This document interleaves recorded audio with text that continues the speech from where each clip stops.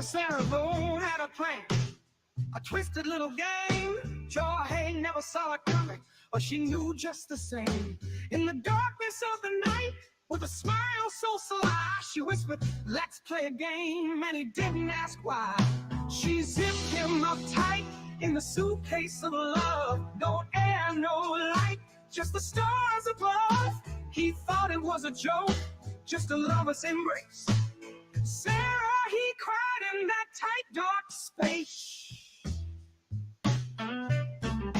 Jorge was laughing, but his breath was thin. The walls were closing in as the fear kicked in. He called out her name, but it echoed in vain, while Sarah watched coldly, not a hint of pain. She zipped him up tight in the suitcase of love. No air, no light, just the stars above. He thought it was a joke, just a lover's embrace. Sarah, he cried in that tight, dark space. Love's a game of risk, a dangerous thing. In the suitcase of love, it's a deadly flame. Sarah's smile fades as the silence grows. In the suitcase of love, nobody knows. Morning came with silence, no breath to be found. Sarah unzipped the case, Jorge's last sound. She stared at the scene. What had she done? In the suitcase of love, there's no place to run. She zipped him up tight in the suitcase of love. No air, no light, just the stars above. He thought it was a joke, just a lover's embrace. Sarah, he cried in that tight, dark space. Love's a game of risk, a dangerous thing. In the suitcase of love, it's a deadly fling. Sarah's smile fades as the silence grows. In the suitcase of love, nobody knows.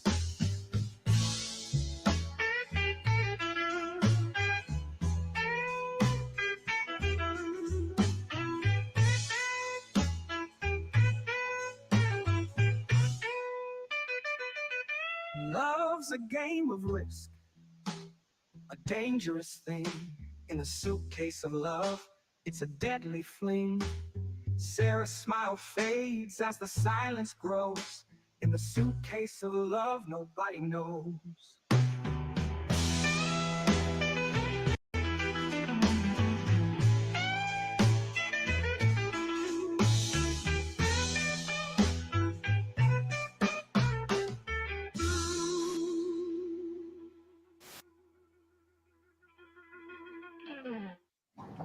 Hey, good morning, good afternoon, good evening, good night, everybody. How are you doing?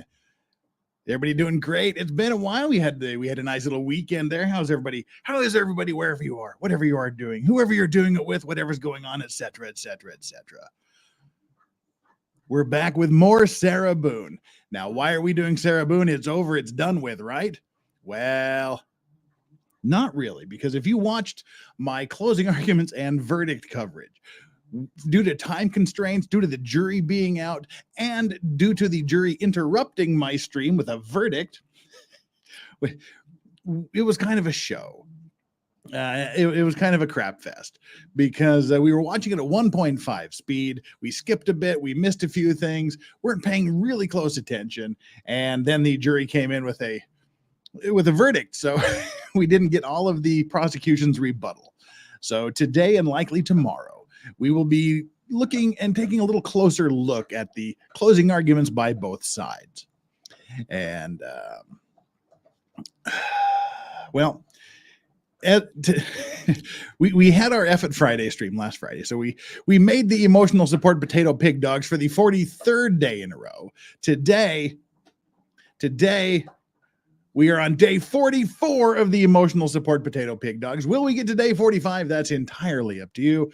You are the only ones that can unlock that particular achievement. And if we get there, we shall unleash the emotional support potato pig dogs. You'll probably be hearing, they're both chewing on two giant bones tonight. So you can probably already hear them noshing and gnashing and snacking away on those things. So any that you're hearing, that's from them. Yeah, this is wild hair out of place here. All right.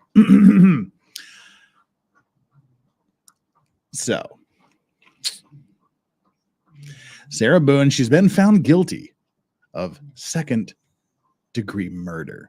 She's facing 22.5 years to life in prison.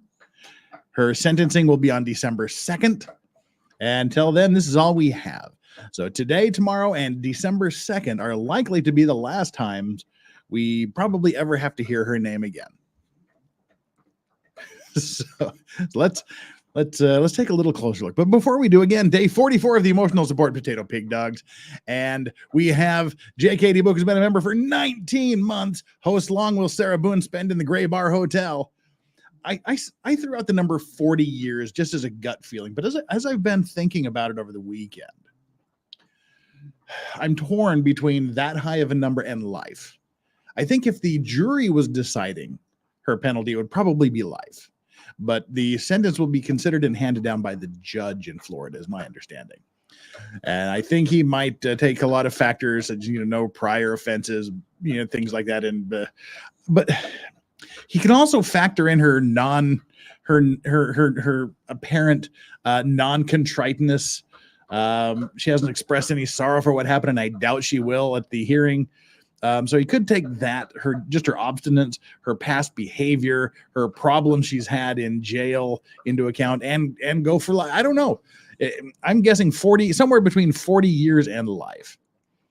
And Jacob's proud madre telling JKD, hey there, newbie with only 19 months. I got 25 months. Thank you so much for the 25 months of support. Jacob's proud madre, one of the coolest, most amazing women you'll ever see in your entire life. Best 25 months of my life. Love you, my man. Love you too, Jacob's proud madre. You are an awesome human being. And Hey Joe has gifted 5 Legal Vices memberships. Thank you so much for gifting those. And those 5 gifted memberships went to Christine Norris, Penny Williams, Dee Boop, Donald Crawford, and Laura. And Jacob's proud madre, not to be outdone again for the second time, gets 5 Legal Vices memberships. And those memberships went to Mish, Robin Labor, Double Trend, Mama Betts, and Charlie Raven. If you got any of one of those 10 Legal Vices memberships, make sure you give a super special thanks to whichever one it was that gave them to you. And that puts us already halfway to the Emotional Support Potato Pig Dogs. Wow, been there, done that, chiming in with his 23 months. Almost done with my mission. If you know, you know. Thank you very much for all that support right out of the gate today. That is muchly appreciated. Make sure you hit that like and subscribe button. We got 354 people here, 147 likes, as we are getting ready to begin our redux, our closer examination of the closing arguments from the prosecution, the defense, and the prosecution's rebuttal. I'm guessing we will probably get through the 2 closing arguments, and then tomorrow we'll do the rebuttal and some of the reaction to the verdict, because there's been some stupid reaction to this, some genuinely stupid reaction to the verdict. I choked on air because I was thinking of some of the stupid stuff that's been said, particularly out of court TV. So we'll watch some of that tomorrow. Amanda Dims, we will probably be watching the rebuttal tomorrow. We'll see how much we get through today. We'll see how much we get through. Can't make it, but I can promise we'll get through the prosecution's closing arguments and the defense's closing arguments. And Jenver, who's been a member also for 25 months, just gets better and better. Thank you, Lorax. Well, thank you, Jenver, for supporting us for over 2 years. And get down there and hit that like and subscribe button. Let's try that again. I haven't even started on my Sarah Boone cocktail. I'm not going to miss the Boone Tang Suitcase cocktail. I really hate this. Today we're having it in the Lorax mug. It's the Enjoy Your Legal Vices pint glass. I just wanted to see how the orange would show up with an orange background. This is the official Sarah Boone cocktail. If you're not aware, this is the Boone Tang cocktail. This is the Boone Tang Suitcase cocktail. It's vodka and tang. I'll be so glad when I don't have to drink that anymore. And of course, we have the forbidden snacks. Sarah Boone wanted Pop-Tarts. Sarah Boone didn't get Pop-Tarts. We can have Pop-Tarts frosted strawberry today. And I'm so glad when I run out of those too. And we also have, for what's probably going to be the very last time, we have pinned to the top of the chat. Bingo. Pinned to the top of YouTube. Pinned to the top of Rumble. We have our bingo card. So click on the link. That's going to bring up another window, and that's going to say generate card. Click on that generate card, and you are ready to join us for the bingo. The what we called something like Boone's Big Bingo Bonanza something. It had a name once upon a time, but I can't for the life of me remember what it was. So, all right. Keep that, and as we go through, mark off the things that happen, mark off the things that are said, mark off the things that are referenced, mark off the things that you might hear, both here in studio and in court there, including things like F-bombs and dog snores and whatnot. We will all be ready. Can you explain the 30-day investigation before the pre-sentencing investigation? Yeah, we will. Somebody's racing their cars down the street. The pre-sentencing, they go through their formula and they look into various factors. Let's see if we can find really quickly what Florida's pre-sentencing guidelines are. The Florida pre-sentencing investigation. Let's see what that brings up. Just real quickly, because we're going to talk more about it tomorrow. It doesn't seem like there's too much information other than, what do we got here? The statute, any circuit court of the state where a defendant is found, in a criminal case has been found guilty or has entered a plea of nolo contendere, no contest, or guilty may refer the case to the Department of Corrections for investigation and recommendation. Upon request of the court, it should be the duty of the department to make either or both of the following reports. Okay, so they can make one of two reports, possibly both. A complete description of the situation surrounding the criminal activity with which the offender has been charged, including a synopsis of the trial transcript, if one has been made, nature of the plea agreement, including the number of counts waived, the pleas agreed upon, etc., etc. Let's see, the offender's sentencing status, whether he's a first-time offender, habitual offender, etc., their prior record, their educational background, the offender's employment background, their financial status, just the basic history of them, their family relationships, marital status, interests, related activities, the residence history, where they've lived, the offender's medical history, psychological or psychiatric evaluation, information about the environments that they might return to, and information about resources available to assist them, such as treatment, residential facilities, etc. A whole long laundry list. That's what they look like before sentencing, and then they make their sentencing recommendations based on that. So that's just kind of a nutshell. Now we don't have to talk about it tomorrow. I mean, in way more detail than I wanted to. So that's what the 3-day investigation they're doing. They're going to prepare this massive report, basically. Okay. Right. So now, once you've hit the like and subscribe button, because that's what we do here, we got 401 concurrent viewers, 424. Wow, 24 of you just teleported in. Just parachuted into court like the one lawyer. Concurrent viewers, 424, 181 likes. Make sure you get down there and hit the like and subscribe button as we get ready to launch into the closing arguments right now. I have to put up a note that it starts at the 15-minute mark. Our like and subscribe poll today, and if you're watching this on replay, just put your vote down there in the chat. Are you ready for more Sarah Boone? No, zip this stream in a suitcase. Already almost 1 in 4 of you have told me to shut this down. You don't even want to see this stream. That hurts my soul. But never fear, 33% of you so far have said, give me a sweet Boone Tang cocktail. We got our sweet Boone Tang right here. Merch. Tastes like merch. 15% of you said, I'll always come for Sarah Boone. Phrasing. And 28% of you said, I'm here for the Owens face. All right. That's our layman childish like subscribe vote poll for the day. Just have fun with it. Right. As promised. Now's your chance. Generate that bingo card. because we are getting ready to begin the closing arguments for the state and then the closing arguments for the defense. And you can hear, I'm sure you can hear Strawberry munching on the bone right here next to me. So sorry about that. And we are halfway to the emotional support potato pig dog cam being unleashed because you guys rock. Right, here we are. And for some reason, there are still no closed captions available for this stream. So apologies for that. We're not going to watch it on normal speed because we would all die of old age before we finished. We're not going to watch it at 1.5 speed because that was a little bit fast. We'll just watch it at a nice leisurely 1.25. Argument. These are not evidence. These are just arguments, and I ask you to pay attention to them. Thank you. Mr. Owens, you may proceed, sir. Yes, sir. Thank you. Wait, what are you doing? We don't want to hear from you. We don't care about you yet. And hey, if you want to right now, that you can mark off Vice's Boomers something on your baseball card. Nah. Vice's Boomers 2 things. Mark off Vice's Boomers something. We don't want to hear from him yet. We want to hear from Mr. Tight Suit. There we go. Here's Mr. Tight Suit. Your verdict must be based. Please remember. All right, Judge. Is the judge lengthy reading of the charges and the instructions? Oh, all right, we're almost there. We went too far. This is a professional show, ladies and gentlemen. Nothing but the highest quality production value here. Oh, we got to watch him whip the suitcase out. Sorry.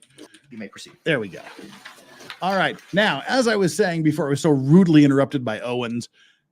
Now, I present you the closing arguments of the state of Florida, the prosecution. And here I am. Ta-da. Now, that's 3 things I've boomered trying to do one thing. That's how my life is. So get used to it, peeps. I'm glad somebody wants to see me, Melly. Thank you very much. Thank you for wanting to see this handsome old mug here. All right. Legal Vices has boomered 3 things, but you only get to mark that box once on your bingo card. So let's go. State. Mr. Ill-fitting suit, it's your chance. I do like how he whips out the suitcase.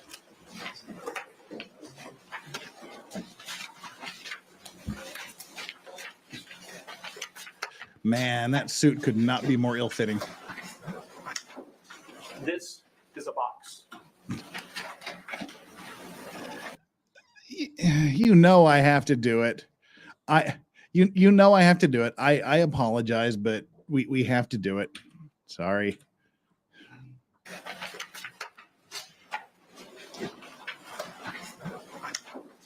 This is a box. Put the gun I'll down. show you where the box. Who's in the box? Because I envy your normal life. Put the gun down, David. It seems that envy is my sin. Oh, what's in the box? Not till you give me the What's gun. in the fucking box? Give me the gun. This is the box where George Torres was killed.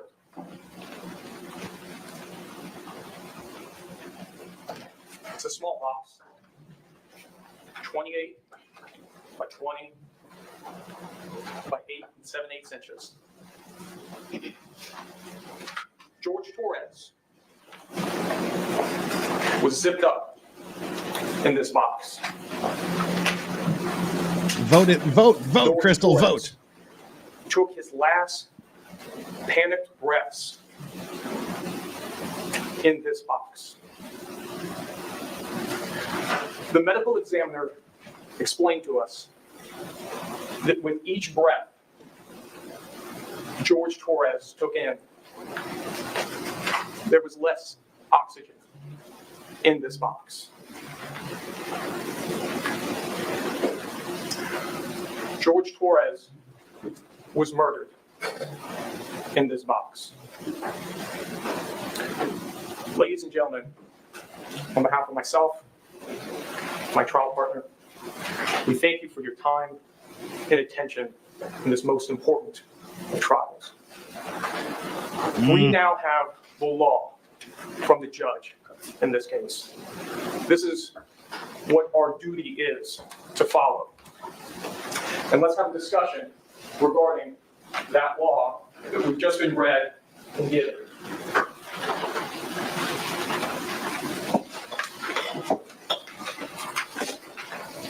The first section of note we're going to come to is called Introduction to Homicide. But this being a legal document written by a bunch of lawyers who you've seen for the last 2 weeks arguing with each other, pay careful attention. All right, how do I feel about this? First of all, I don't like that he's wearing exactly the same gear that he wore when he gave the opening statement. Like exactly. I didn't check the tie, but I believe it's the same tie he was wearing as well. I get he's trying to bookend it, but it comes off as forced. Plus, I mean, that is an uncomfortably ill-fitting suit. It's just tight. It's tight in all the wrong places. The shoulders are saggy, and he clearly has shoulder pads in, but like his biceps are just about ready to hulk out through the material. His thighs are weirdly tight to where when he puts his hand in his pockets, it looks really inappropriate. And he puts his hand in his pocket a lot. I just don't like that. But now he's reading what the judge just spent like an hour plus reading. The judge went through all of this, and now he's rereading it. It's important. I think it's good. I think it's good that he's doing it. It kind of pounds it into their heads, pounds it into the jurors' heads, what the standard is, what they've got to prove. But you run the risk of boring them because they have a copy of it. It's like when you go to a seminar and someone puts up a PowerPoint and you have the PowerPoint in front of you. They put the PowerPoint up on the screen and then they read the PowerPoint word for word. It's like, if you're doing that, we don't need you here because we have it in front of us. So you don't want to get them too distracted or too bored by your reading. Keep it only to the important elements. Ands and ors. Remember, if an and is somewhere, we're going to need both things or all the things. And if an or is there, then only one of those things we're going to need. So as we start out here on Introduction to Homicide, we come to the first. Oh, no, I didn't say it wasn't effective, Janet. I said he's got to be careful. I mean, it was effective, but I'm saying we're watching it as if we haven't seen it before. I'm not disagreeing that he was not effective. I'm saying it's a risk he took. It paid off for him, but it was a risk. Section on justifiable homicide. And it reads, the killing of a human being is justifiable homicide and lawful if necessarily done while resisting an attempt to murder or commit a felony upon the defendant or to commit a felony in any dwelling house in which the defendant was at the time. Ladies and gentlemen, this section is completely inapplicable. It's inapplicable because George Torres was zipped up in that suitcase. He couldn't commit or attempt to commit a murder on anybody. He couldn't even scratch his own head while he was in that suitcase. Next, we turn to excusable homicide. Here we have. And I like how he checked it off. I like how he scratched it off and said, okay, this doesn't even apply. You can ignore this part of the instructions. I like that. Several paragraphs. And it reads, the killing of a human being is excusable and therefore lawful under any one of the following three circumstances. When the killing is committed by accident and in misfortune, in doing any lawful act by lawful means, usual, ordinary caution, and without any unlawful intent. Well,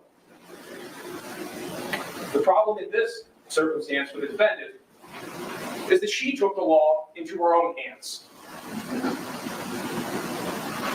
Her testimony was that when George Torres was in here, he was laughing and giggling and they were joking. And then he started to complain that he couldn't breathe. And that's when she said that she wanted him to stay in there so he could feel uncomfortable. So he could feel her grievances. Ladies and gentlemen, that is not lawful. That is not the use of ordinary caution. And that is not applicable in this circumstance. Second, when the killing occurs by accident. Again, great point to highlight there. Once she started down this path to claim battered spouse syndrome, that excusable homicide point 1 went out the window. It was not an accident. She was saying she intended to do it for her own safety. So 1 just goes out. You don't have to pay attention to 1. Accident or misfortune can heat of passion upon any sudden and sufficient provocation. George Torres couldn't provoke anything from this circumstance. George Torres was confined to this box. Next. So mark off 2. It was a result of being provoked, and perfect statement. It was 1 sentence. He was in the box. He couldn't provoke anybody in the box. When the killing is committed by accident and misfortune resulting from a sudden combat, a dangerous weapon is not used, and the killing is not done in a cruel and unusual manner. So this fails on 2 counts. There was no sudden combat. In her words, this was laughing and joking, and we're all having fun, when she decides that it's going to get a little extra real for George Torres. And it fails on the 2nd count because George Torres was killed in a cruel and unusual manner. No, there was no mutual combat, and he was killed in a cruel and unusual manner. So therefore, excusable homicide is done. It's not excusable homicide. 2nd degree. So there you go. You for all these reasons, the only thing you're left with is 2nd degree murder. I love just the way he methodically, logically, and concisely marked off anything else that might apply. The law informs us that to prove the crime of 2nd degree murder, the state must prove the following 3 elements. No, Sarah's toast. Beyond a reasonable doubt. I think it's important to stop right here. This sentence right here is telling us what has to be proven in order for the crime of 2nd degree murder.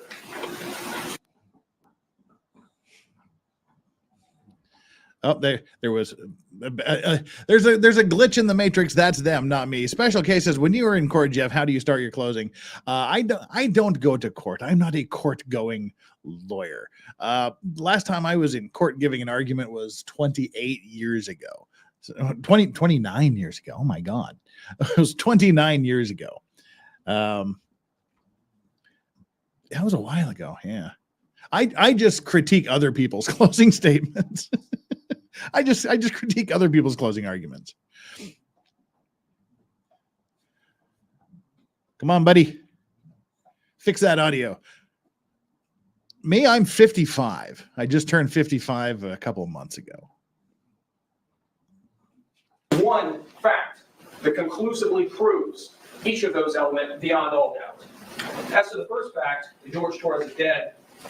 Well, we have stipulation, amongst other things, that agrees to that. As to the second fact, they have to prove George Torres is dead, and everybody agreed George Torres is dead. Now the second thing they have to show: caused by Sarah Boone. The death was caused by Sarah Boone.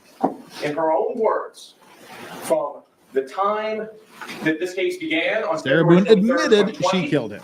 to when she took the witness stand a few days ago, was consistent about one statement. She zipped him up. In the suitcase alone. She didn't zip him out. Now this I thought was brilliant. The death was caused by the criminal act of Sarah Boone. There was a whole big discussion about what would that overt act, what was that that said that George did that allowed her to defend herself. but there wasn't much of an argument before trial on what Sarah had done. There wasn't much of an explanation as to what, and that was one thing that the defense objected to. You haven't told us what the crime she committed was. You didn't put it in, it wasn't in the charging documents. It wasn't in the arrest affidavit. What she did to warrant being charged with this. And here in 4 words, he summed it up perfectly. What was Sarah Boone's criminal act? What was it that she did to cause the death? You can argue that, you know, she was the one who created the risk of a dangerous and potentially deadly situation by zipping him up into the suitcase, and despite his protestations and his efforts, not releasing him from said suitcase, which ultimately led to him dying from positional asphyxiation and environmental suffocation. But all he had to do, 4 words. How did Sarah Boone cause his death? Zipped up, zipped out. She zipped him up, didn't zip him out. That's it right there. That I thought was brilliant. What did she do that was a crime? Zipped him up, didn't zip him out. Wow, that was a chef's kiss of an argument, I thought. Adara the Wholesome, I hate the phrase zip him out, bad oration, but it's effective and it goes with the zip up, zip out.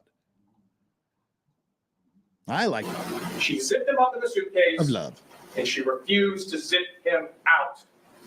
I like that. That was good. I like that. There was an unlawful killing of George Torres by an act imminently dangerous to another and demonstrating a depraved mind without regard for human life. The law goes on to define for us what a depraved mind is, and also what an act is. And thank heavens the law does It's going to that. tell us that an act includes any series of related actions arising from and performed pursuant to a single design or purpose.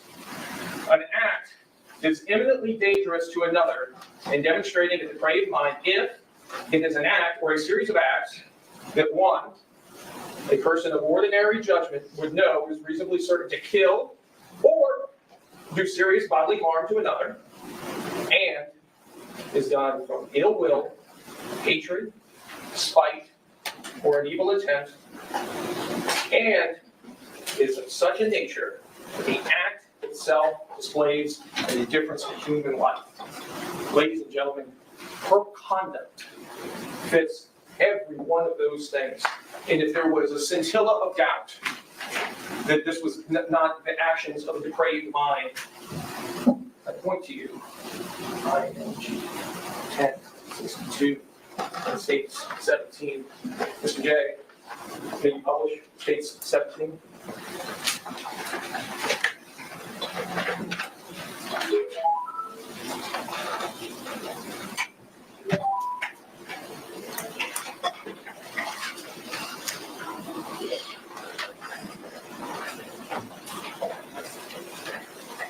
No flux. The proper zip would be unzip. Zipped him up, didn't unzip. Zip and unzip, Flux.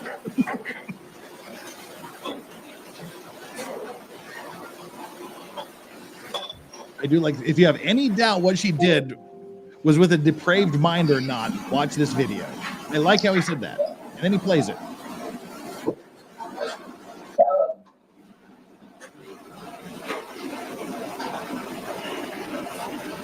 For everything you've done to me.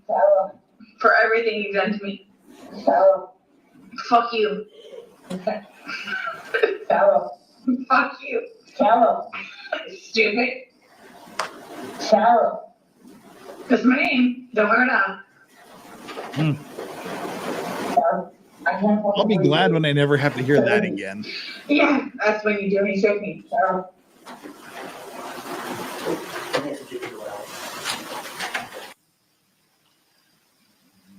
All right, some redacted stuff, I guess. Or more audio problems.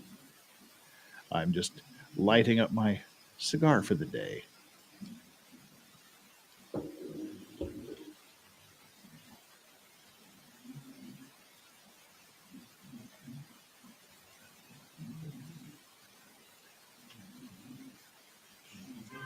Oh, okay. All right, what happened here? And we're going to hear more about it later. In case you didn't see this and didn't know, George Torres's mother, when the video was played, she made some sort of noise and began sobbing, and she got up and left the courtroom, which is understandable. You know, she sees this video of her son dying. She bends over, makes a noise, and starts sobbing. She doesn't sit there in the courtroom and wail like a banshee. She gets up and leaves the court. Perfect. So, why am I talking about it? Because if you aren't aware, Owens goes off on that right after the prosecution finishes their opening statements. He's going to reference this leaving the courtroom, and he's going to make a jackass of himself. A necessary jackass from Sarah's perspective, but still, it was a jackass move.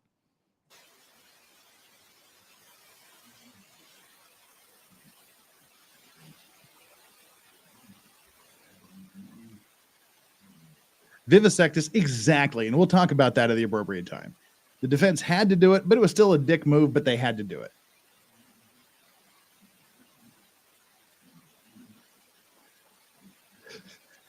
Adam Irish Conundrum.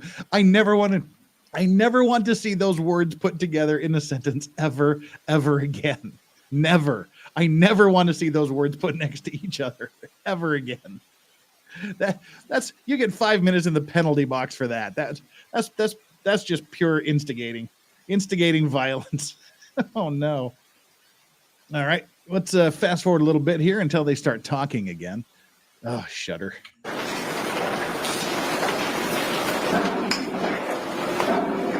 Sarah.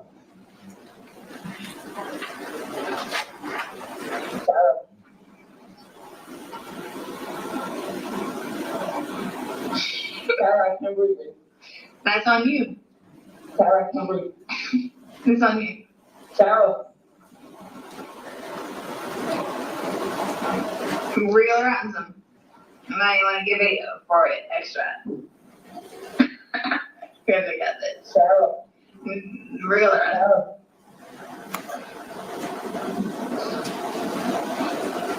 Sarah. I can't believe it. Oh. That's what I feel like when you sing on me. Sarah. Fuck you. Yeah. You should probably shut the fuck up.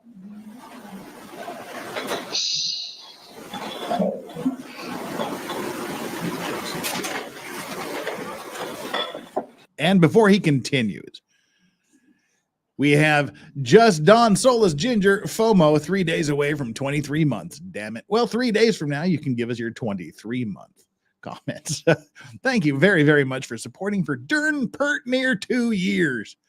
Thank you so very, very much for the support. Special cases, do we care that much about his suit? We wouldn't normally, but like I said, it's just weird that he wore exactly the same suit. If it was like a dark suit, it wouldn't be so noticeable, but he wore the same tan 3-piece suit at the beginning and the end. It was so noticeable, and because it was tan and not so great fitting, I don't know, when I look at him, I find myself distracted by the amount of wrinkles in the suit. He just looks disheveled because there's so many wrinkles in it. But that's just me. Maybe I pay too much attention to things like that, but for some reason it just irks me. We need to bring back irk. Irk is not a word we use enough. And by the way, if you're following along with bingo, the 565 of you that are here, hit your bingo card there, link at the top. The bingo cards we should have the spaces we should have marked off so far, other than the free space, of course, are Suitcase. Sarah shows emotion because she showed emotion in that video. She was laughing at him. And Vice's boomers something, and an F-bomb. So F-bomb, Vice's boomers something, Suitcase, and Sarah shows emotion. Those are what we've got marked off on the bingo card so far. And Arian, the vegetarian, you were right. She's not innocent. Don't hate. She's guilty. We can hate now. Everybody can hate universally. She murdered a dude. Ladies and gentlemen, that exhibit removes any scintilla of doubt about the depravity of the defendant's actions. But we know from the evidence that this was not the first time she had considered killing George Torres. We know from the evidence that on January 13th, 2020, Oh no, Robin, that's sad. approximately 1 month prior to George Must have been women that voted him as the best looking because his pants are so tight. As Robin Williams said, his pants are so tight you can tell what religion he is. Torres' murder. The defendant had a text message conversation. Please do something with yourself, Sarah. God bless you. And bless you and all of you too. I'll get rid of him. Then I'll be better. Torres. Yeah, that was not the greatest text to send. Even if she really did just mean I'll break up with him and kick him out. To actually text, I'll get rid of him, then I'll be better 6 weeks before you actually do get rid of him is, you're effed. But ladies and gentlemen, in this case, the law actually specifically tells us that the intent A scintilla is not a fat, worried-looking chinchilla. is not necessary. In order to convict of second-degree murder, it is not necessary for the state to prove the defendant had an intent to cause death.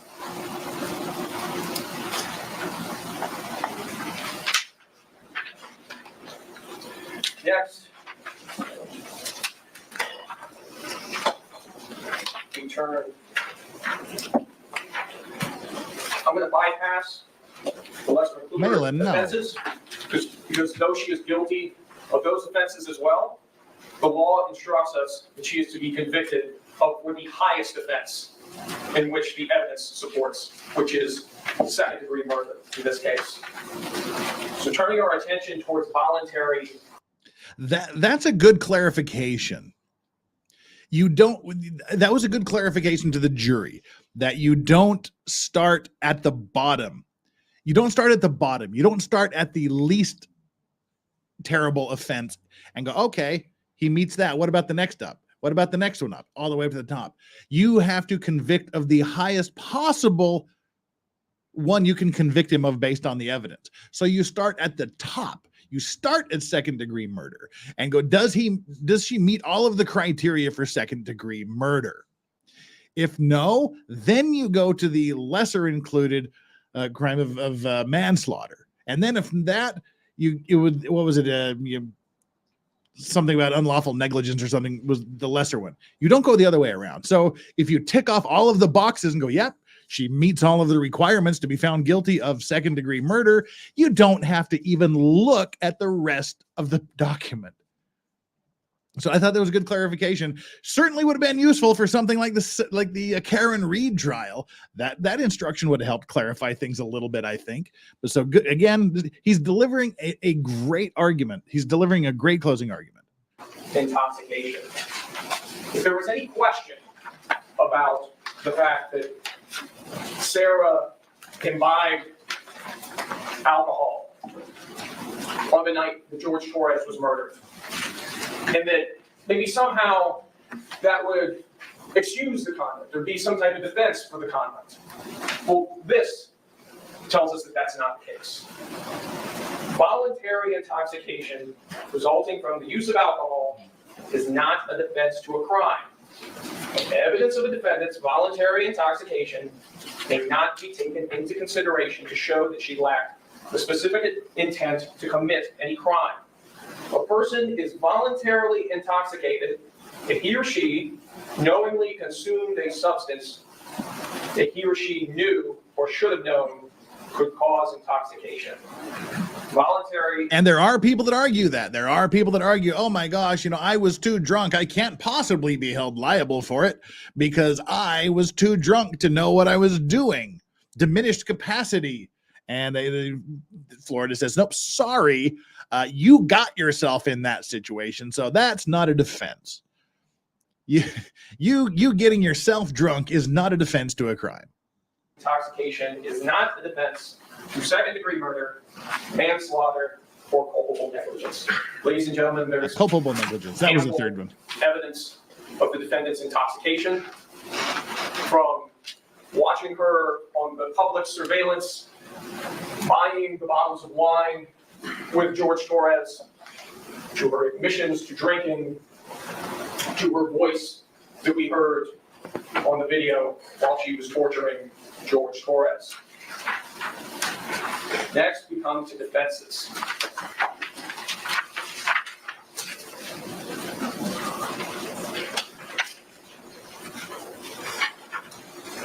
First, Okay, so now come to the we've justifiable shown that use. she meets the criteria for being convicted of second-degree murder. Now he's going to say she has these defenses available to her. She is going to try to avail herself of one of these defenses. Does she do it? Does she satisfy the requirements that allow her to rely on one of these defenses to excuse her killing of George Torres?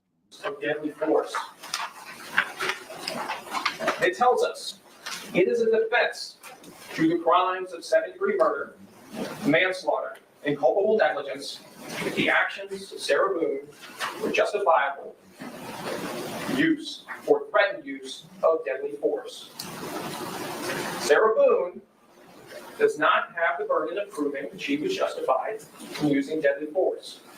Instead, for you to find Sarah Boone guilty, the state must prove beyond a reasonable doubt that Sarah Boone was not justified in using deadly force. The law on the justifiable use of deadly force is as follows. Sarah Boone was justified in using deadly force if she reasonably believed that such force or threat of force was necessary to prevent the imminent death or great bodily harm to herself. Sarah Boone had no duty to retreat. Ladies and gentlemen, in a few moments, Mr. Owens will rise, and he's going to show you. I liked this part. This was straight up gangster. This was straight up ballsy to do this, to actually walk over and grab the defense's exhibits and use them in your closing arguments to make fun of the defense using those exhibits. This was exquisite. And just the disdain he has for these pictures. This one, yeah, this one, yeah. This was ballsy. The guy gets 100 out of 10 internet points for this one. He gets the 10 internet points plus 90 more just cuz.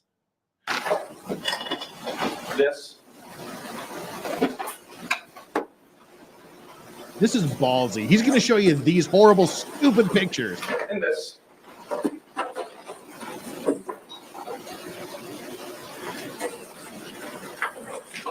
And this.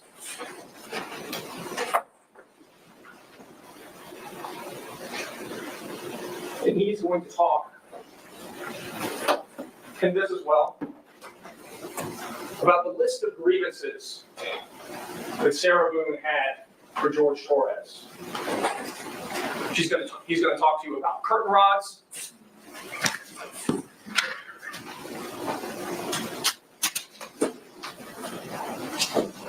He's going to talk to you about black eyes.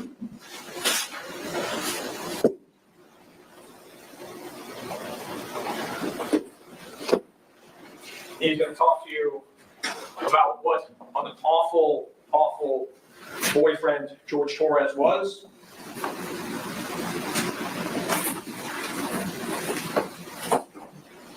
And ladies and gentlemen, at the end of all of that, it still will not change the fact that the defendant is not entitled to the justifiable use of deadly force.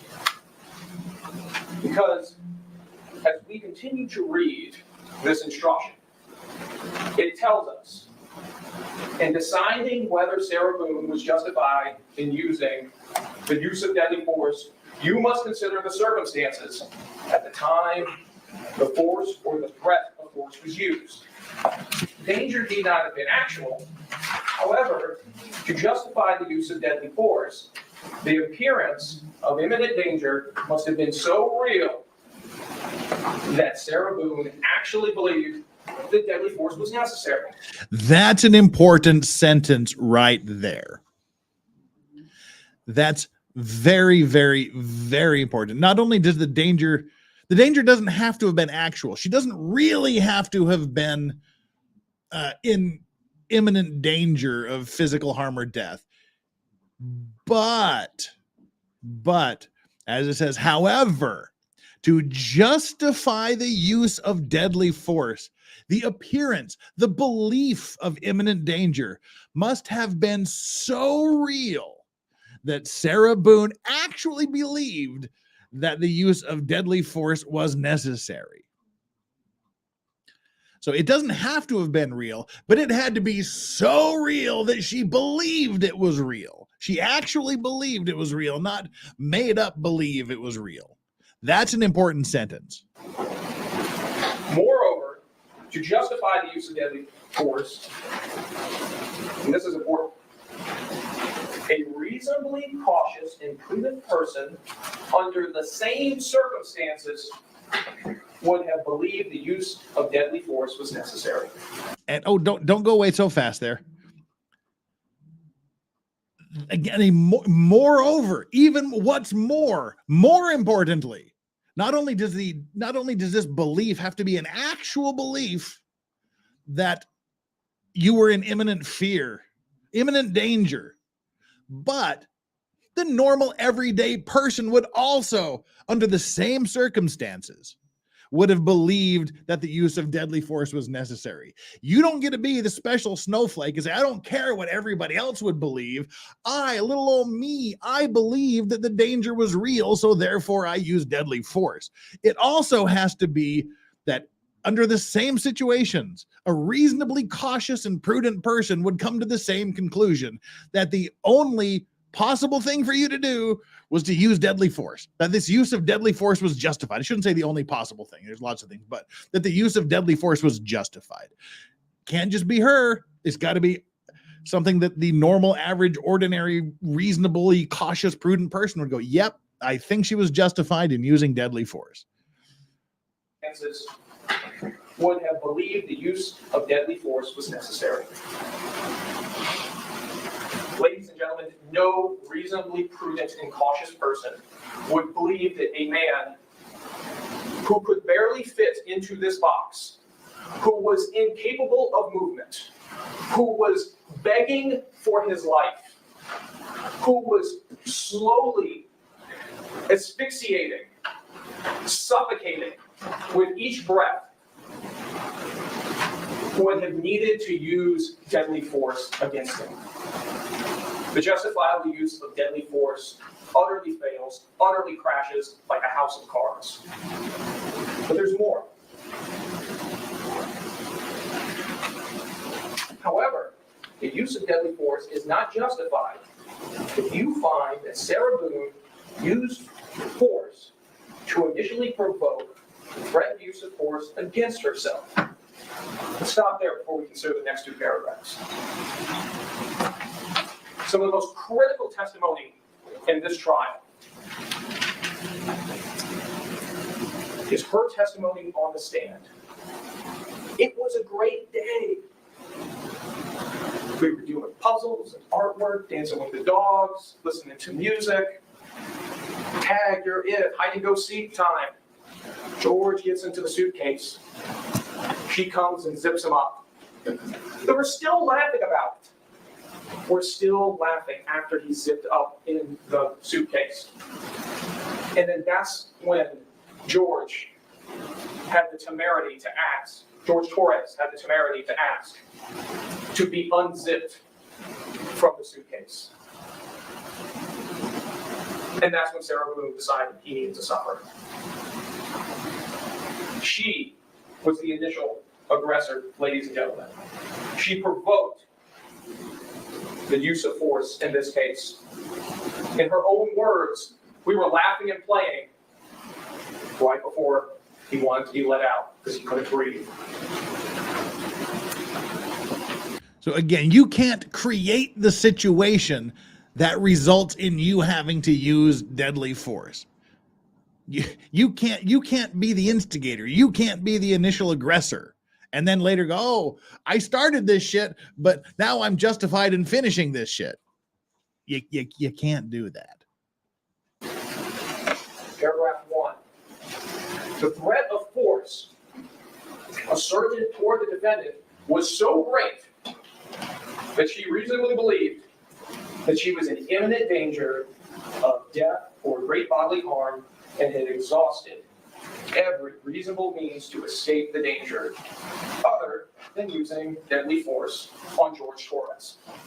Could have called the police, could have walked away. He couldn't exert anything, ladies and gentlemen. Yep. He couldn't, George Torres couldn't even exert his arm out of the suitcase. How on earth could he have exerted a force so great to justify his judge object? Oh, it's an objection. All right, weird, but okay. LA with the $2. The only arrest he had outside of Sarah Boone was a 2009 DUI. Woman's poison.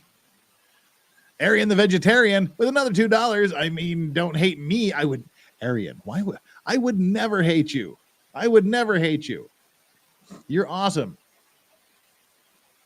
My comment the other day. You're a bestie. Come on. You're an IRL friend. Jeffrey Kaufman, also with the $2, calls Popo for everything else except this day. Right? She could have just walked away and said, all right, I'm calling the police. And maybe not whacked his hand with a baseball bat when he was trying to get out. There was a few things she could have done. This is no help to the defendant. Second paragraph. In good faith, Sarah Boone withdrew from physical contact with George Torres and clearly indicated to George Torres that she wanted to withdraw and stop the use of deadly force. But George Torres continued or resumed threatened use of deadly force. Ladies and gentlemen, George Torres never got a chance to do anything. George Torres never was able to mount any aggression towards the defendant. Therefore, this paragraph is inapplicable. I still like how he's checking these things The off. law tells us as well that physical contact in this case includes any restraint on George Torres's movements.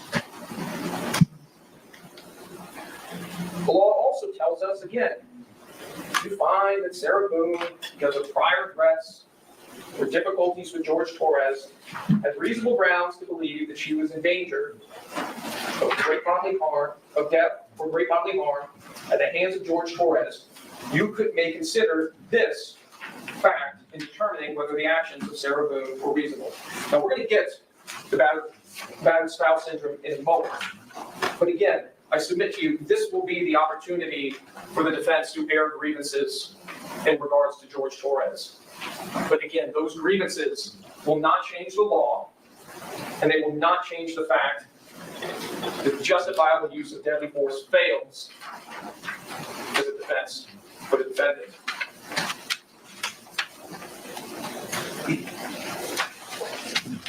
If you find Real quick here, Lindsay has mentioned that she has sent some donations through PayPal. That's awesome. Thank you so very much, Lindsay, for doing that. But right now, I have been, for some reason, I'm still trying to figure out, I have been locked out of my PayPal account. I can't even check it to see what I've got in there. They've suspended my PayPal account as of the other day due to alleged suspicious activities that I have to go and figure it out. So I'll get them eventually. If not, I'll just tell them to refund. But I hopefully everything will get worked out here by the end of the week. But for the time being, don't send anything through PayPal. No, don't worry about it, Lindsay. I will. Like I said, I will get it by the end of the week. If not, I will send it back. I will cancel it. I can't accept anything, so it's still there. We're just working on getting it undone. They, for some reason, somebody did something, like apparently it was hacked somewhere. Somebody thinks I'm a bookseller. So there's about 5 transactions to buy some book, which I don't know what it is. And they're asking me for copies of the transaction. And I go, there is no transaction. I don't know what the hell's happening. And they're trying to work it out. But so for now, Super Chats, Cash App, Venmo, and Zelle. Those are the options. And by the way, mods, you might want to mention to not send the PayPal for the time being. Hopefully, we'll get it resolved by the end of the week. All right. Sorry for that little interruption there, but as long as we're interrupted. Extremely Happy Simmer with a $5. Petition to give Sarah Boone an Amber Turd-esque nickname. I propose Sarah Booze. That's a bad name for booze. That's unfortunate to booze. I think Sarah Boone, it should become a verb. Like, you've been booned. If you do something so dumb that you should probably be sentenced to life in prison, you should just be booned. Like getting funged became a thing from the O.J. Simpson trial. You should be getting booned. That should be a thing, I think. At the time of the alleged second-degree murder, manslaughter, culpable negligence, Sarah Boone knew that George Torres had committed an act or acts of violence. You may consider that fact in determining whether Sarah Boone reasonably believed it was necessary for her to use deadly force. Considering the issue of deadly force, you may take into account the relative physical abilities and capacities of Sarah Boone and George Torres. Now we come to the special instruction on battered spouse. All right, this is the applicable one.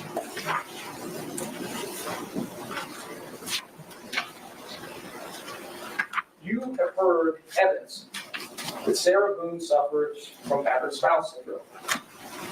If you find Sarah Boone suffered from battered spouse syndrome credible, you may consider this evidence to assist you in determining whether, in Sarah Boone's circumstances, would reasonably believe that such force was necessary to defend herself against the imminent use of unlawful force by George Torres. Like other witnesses, you may believe or disbelieve all or any part of the testimony in regards to battered spouse.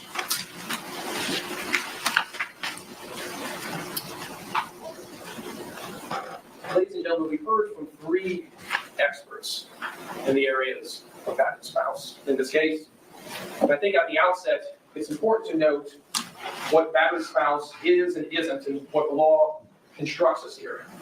Which I think this is an absolutely necessary thing to do, because they saw all of these horrible pictures and all of these horrible things, and they also saw the prosecution's expert agree that she qualified as a sufferer from battered spouse syndrome.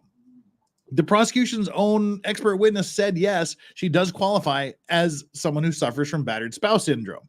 So they have to explain what it is and why it doesn't just give you carte blanche to go murder your boyfriend or husband or whatever, or your wife at any given time. Even if you suffer from battered spouse syndrome, there's rules. There's still rules you have to follow. Like the Big Lebowski. This isn't Nom. There's rules. Double Trend with the $5. Thanks to whoever gifted the membership I got. Much appreciated. We have the greatest chat. We're banishing Gray from the chat, one person at a time. Thank you very much for the support for Double Trend, and from whoever Double Trend got the membership from. And Charlie Lynn. What's up, Charlie Lynn? I'm telling you, the only somewhat feasible defense in this case is accidental unaliving from a unique suitcase kink. I completely agree with you. I agree with it. That it would have been manslaughter at most at very most to go, it's just this thing. I'm sorry, we drank too much. He wanted to get in there. It was a kink thing. I went upstairs and I was waiting for him to come on out so we could have our schmexy time, and I passed out because I was too drunk. You're not going to be going down for second-degree murder. I am in complete agreement with you, Charlie. And 4 knots to nowhere, Sarah Boone's farm. Boyfriend gives wine a bad name. You give wine a bad name. Battered spouse is not some carte blanche. Oh, Battered spouse. we use the same words. Perhaps I inadvertently heard that last time. I don't remember hearing that, but I guess it was in the subconscious. Is not a license to kill. The fact Boone, that George Sarah Torres, Boone. License to kill. at points, mistreated Sarah Boone, did things that were worthy enough to get him arrested, to get restraining orders placed upon him, doesn't mean that she walks around with an ace in her pocket when it comes to George Torres.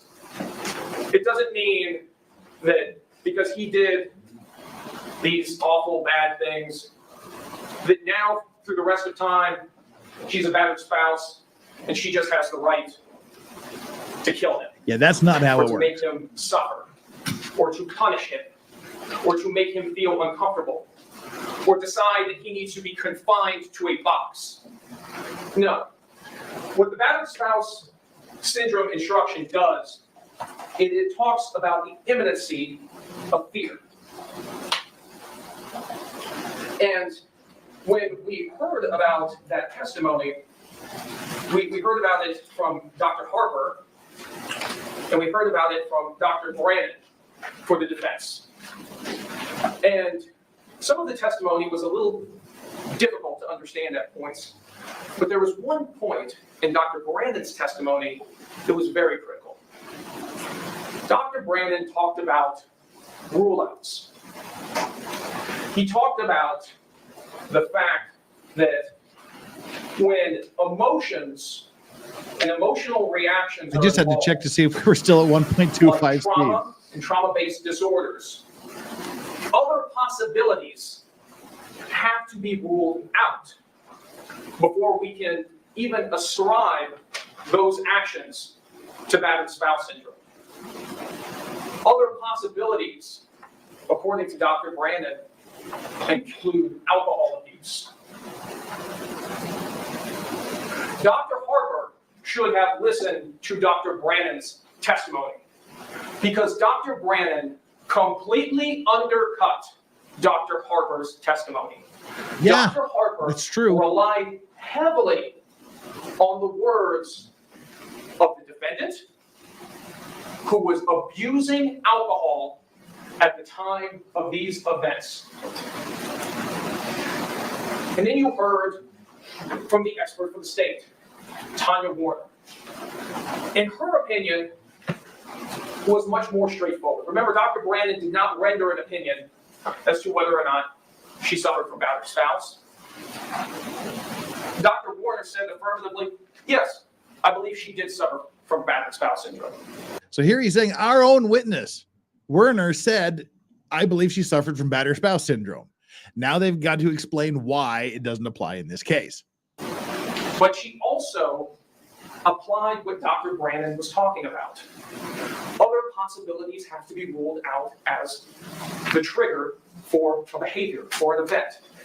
So in Dr. Warner's estimation, the fact that at the time of this incident, they were laughing and joking and carrying on meant that the trigger was not domestic violence or some threat.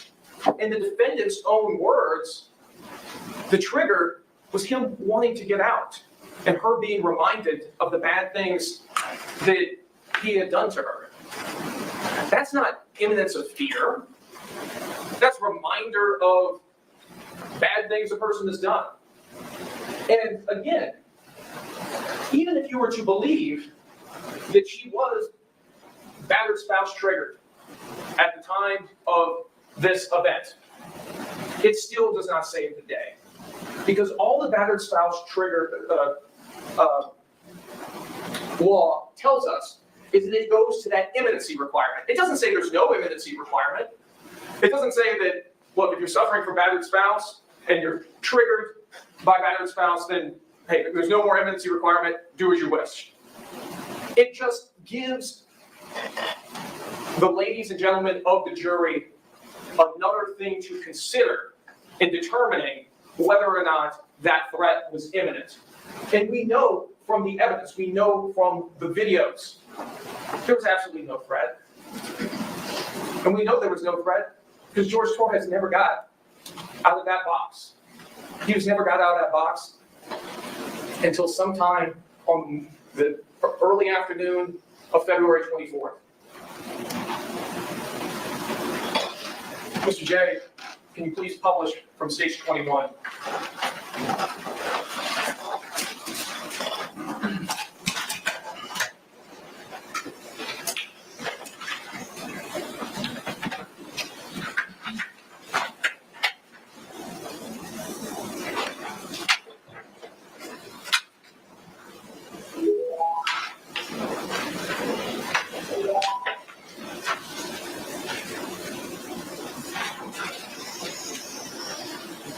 Jeffrey Coffin, she battered her spouse and then used the defense. Yikes. True. Charlie Lynn.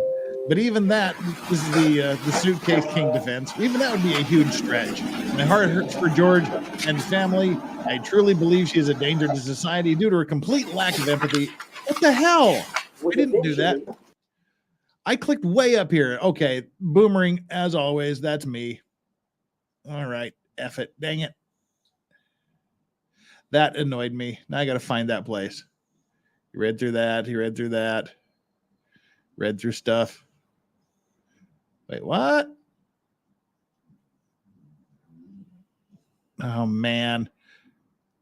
Anybody know where we were? That annoys me. Difficult to understand at points. But there was one point in Dr. Brandon's testimony that was very critical. What? Dr. Brandon talked about rule-outs. Okay, we're past that. I apologize. Next, we're going to come to the justifiable use of non-deadly force. Ah, there we are. Hey, that's right where we are. Cool. Whew. This is the important one. I apologize for that.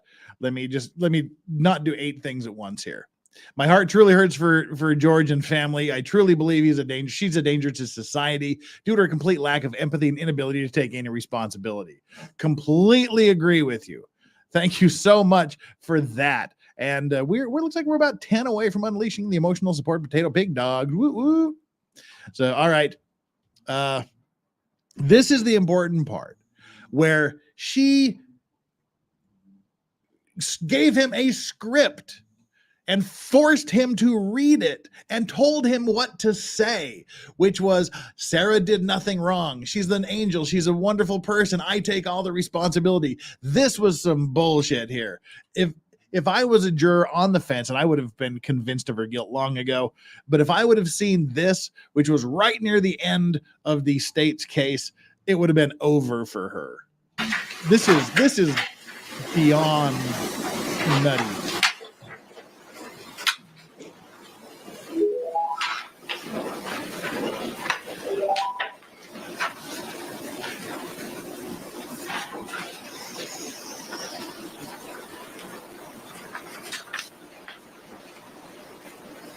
All right, bring it on up. I apologize. I'm in full boomer mode today.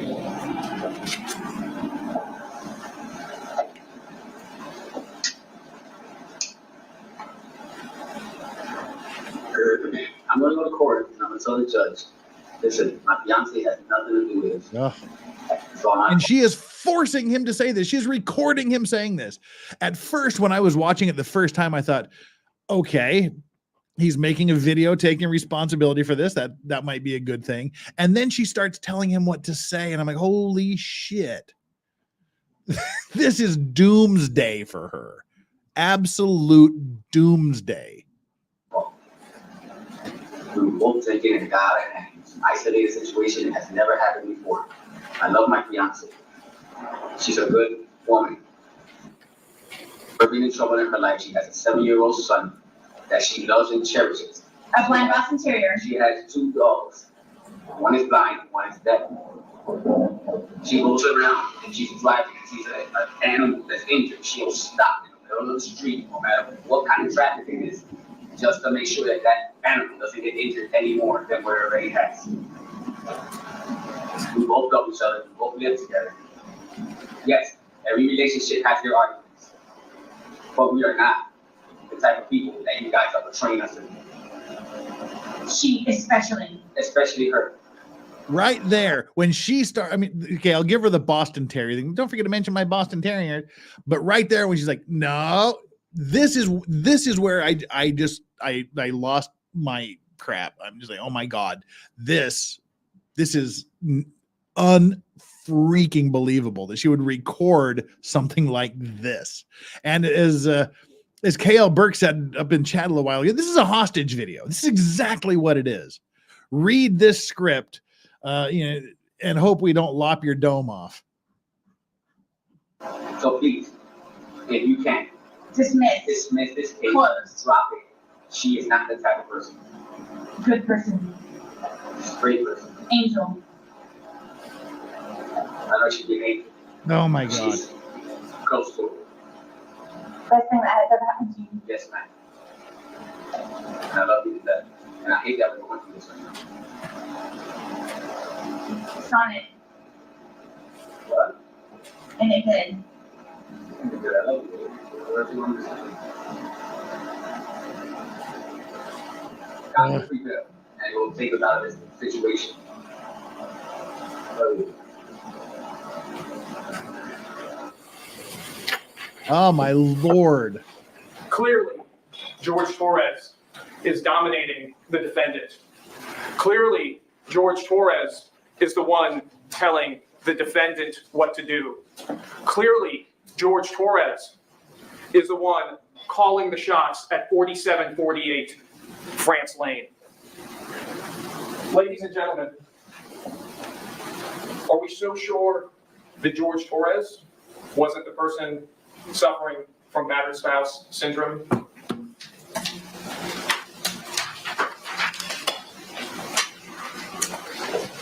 Next, we're going to come to the justifiable use of non-deadly force.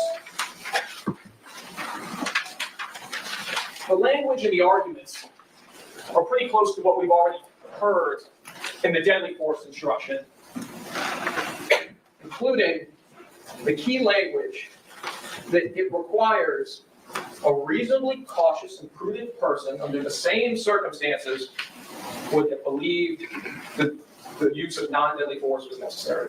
Ladies and gentlemen, I submit to you that this was not a case of non-deadly force. George Torres lost his life as a result of these actions. We have heard the testimony of Dr. Sarah Zadovich, who described his cause and manner of death, who described the mechanism of death, how that oxygen dissipated in that suitcase. And when we also look at the imminency, we heard in opening statements by Mr. Owens that, the big threat in this case, the awful threat, was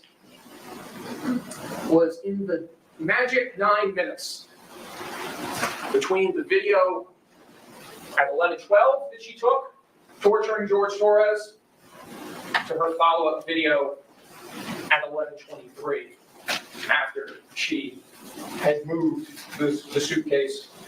Mr. J, being published from States 17, IMG 1063.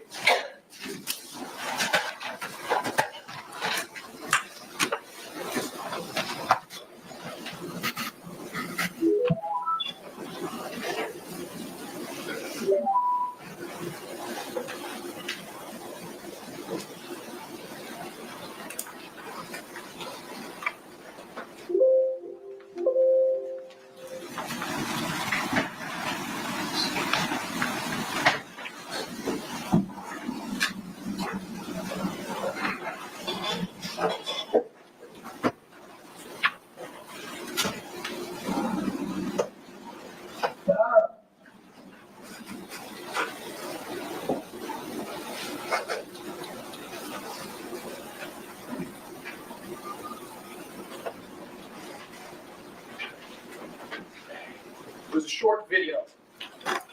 Well, what's one of the things that we notice by this point? You can hear how loud George's voice is on the 11-12 video. But now, roughly 11 minutes later, from the time that that started, you see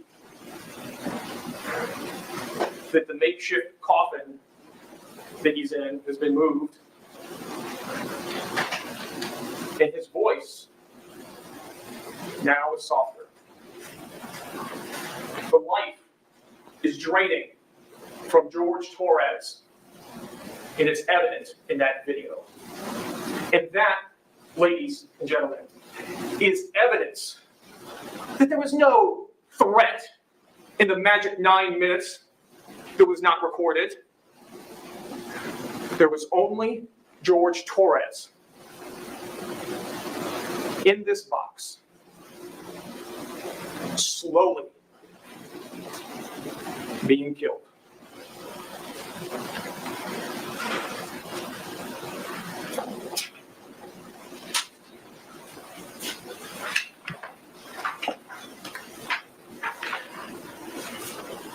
Next, we come to weighing the evidence.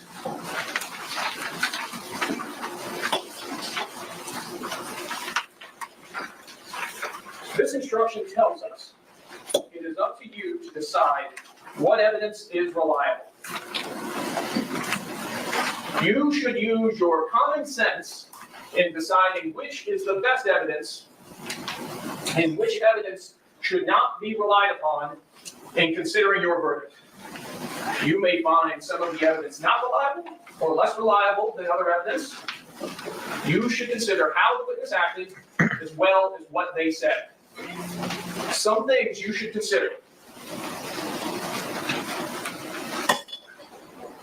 Did the witness have an opportunity to see and know the things about which the witness testified?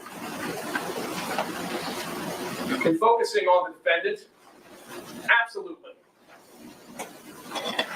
2 people walked through the front door on the evening of February 23rd, 2020 at 4748 France Court. George Torres and Sarah Boone. But only Sarah Boone ever walked out that front door alive. Did the witness seem to have an accurate memory? This is an emphatic no. And the litany of her intoxication in versions of events is evidence of that. Was the witness honest and straightforward in answering the attorney's questions? I would submit to you she wasn't. 4, did the witness have some interest in how the case should be decided? Clearly. Does the witness's testimony agree with the other testimony and other evidence in the case? And I would say largely no. Because on the issue of whether or not George Torres could have threatened her the way she says that he did, the answer is clearly no, and we know that from the forensic data. We know that from the items itself. Did the witness at some other time make a statement that is inconsistent with the testimony he or she gave in court? In regards to the defendant, it's almost more appropriate to ask about the time she did make a consistent statement. Seriously. You listen to her version of events on the 911 call, on the body cameras, on her first interviews with law enforcement, and then you hear her in her next interview the next day with Detective Popsel and Detective Lowen, and more details come out. Things change. First, she was never intoxicated, then she was intoxicated. Then there's just the whole fact of she omits the fact of, oh yeah, he was actually trying to attack me. Oh yeah, I was in fear for my life. When she said at every turn, no, It was just a great day. We were having fun. Oh my God, I can't believe this. We were doing good. The only stress we had was about jobs. And now, 4.5 years after the fact, it's time to come up with a new story.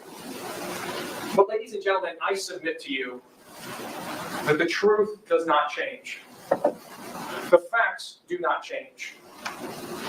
The videos do not change. And on any version of events that the defendant has given, they all add up to the fact that there is absolutely no doubt that she is guilty of murder. Thankfully, he's going to be wrapping this up soon. But right now, he's starting to slow down. He's losing his pace. He's reading more. He's not directly engaging with the jurors. He's right at that point where he might be going a little bit too long. But we know he doesn't because he shuts this down just in the nick of time. I think just before he got too wordy. He was planning on going an hour and a half. He managed to do it in an hour, which I think was the right choice. If this would have gone an hour, if this would have gone 30 more minutes, he would have lost the jury. I mean, they still would have found her guilty, but it would have been less impactful than it was.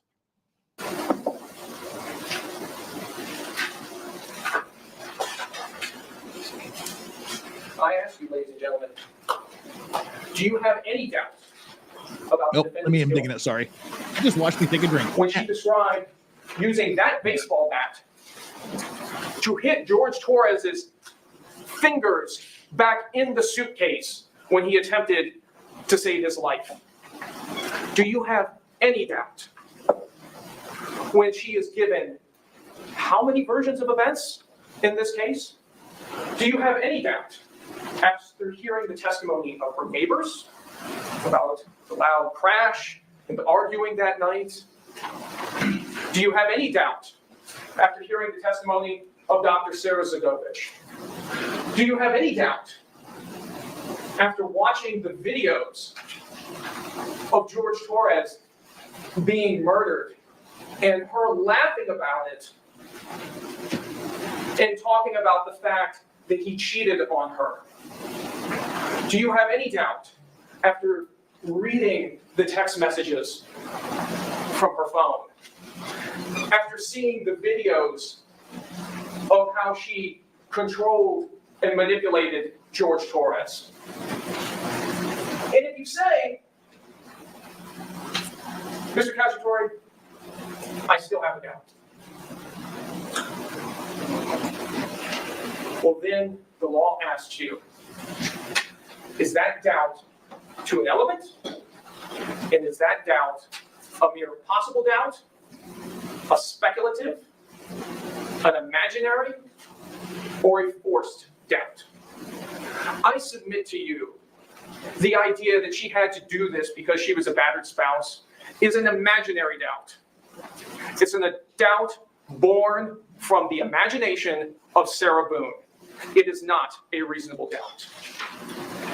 But if you find yourself back in that deliberation room and you are just trying to think of some way in which the defendant is not guilty, just searching, struggling for that way, that also is not a reasonable doubt, ladies and gentlemen. That is a forced doubt. Ladies and gentlemen, I'm confident that when you read the entirety of those jury instructions and apply the law to the facts that came out in this case, that you are going to come back with the only lawful verdict, which is guilty as charged, second-degree murder. Thank you. I thought that was a marvelous closing. I would give him a good, solid B+. B+ to A- for that. It was good. It wasn't too long. It was just a smidge. It was right on the borderline, but I thought it was very, very, very well delivered. Now, before we get into the defense, I want to talk about a few things. First of all, let's the super chats, Charlie Lynn, but even that would be a stretch again. Talking about the I know we've done this, but we're going to do it again because it's important. Talking about the suitcase kink being a possible way of avoiding second-degree murder. My heart hurts for George and his family. I truly believe she's a danger to society, and thankfully the jurors agreed, due to her complete lack of empathy and inability to take any responsibility. And that was part of what led them to the conclusion that she did this with a depraved mind. And Jeffrey H. Kaufman, she battered her spouse. We did this one before. We're gonna do it again because that was funny. then use the defense. Duncan, Idaho, at the $10. Best part of closing I heard was that she treated George like a third dog. Not even just a dog, but worse than her other two, the blind and deaf ones. Yeah. And she got those other two for their disability sympathy points. Yeah. And Matilda, thank you so much, Duncan, Idaho, for the tenner. And with €2, Matilda, good afternoon from the Netherlands. Good afternoon to you all the way up there in the Netherlands. Always great to see you here, Matilda. You are an awesome, awesome person. Thank you so much for always being here. Adara the Wholesome with the $5. In the military, that's why we don't trust statements made by people who are POW. Statements under duress are always considered compromised and forced. And it's good to be skeptical that way. Charlie Lynn gifted 1 Legal Vices membership. Who got that? Whoever got that, make sure you give Charlie Lynn a super special thanks. It was, can we scroll up far enough to see it? It was Laura Porter. Laura Porter got Charlie Lynn's gifted membership. Thank you so very much for the support there. That takes care of these, and that leads us to the part of the show for the 45th day in a row, chat. This is day 44 of the Emotional Support Potato Pig Dog Achievement. We are now at day 45 of the Emotional Support Potato Pig Dog Cam being achieved and unleashed. It is now with great pride and respect for all of you in chat and all of your gracious support and donations that we have reached the part of the show where I give the command to release the hounds, and we bring the Emotional Support Potato Pig Dogs into it. Yoda, Strawberry, Yoda. Thank you so much, Chad, for getting us here for the 45th day in a row. Okay, now I highlighted, thank you. Seriously, guys, thank you so much for keeping the streak alive. There were a couple of other comments that I highlighted that I want to get to before we get to the prosecution. I mean, the defense's closing arguments. And I'm not going to stop as much during the closing arguments by the defense, because if I do that, we'll be here all freaking day.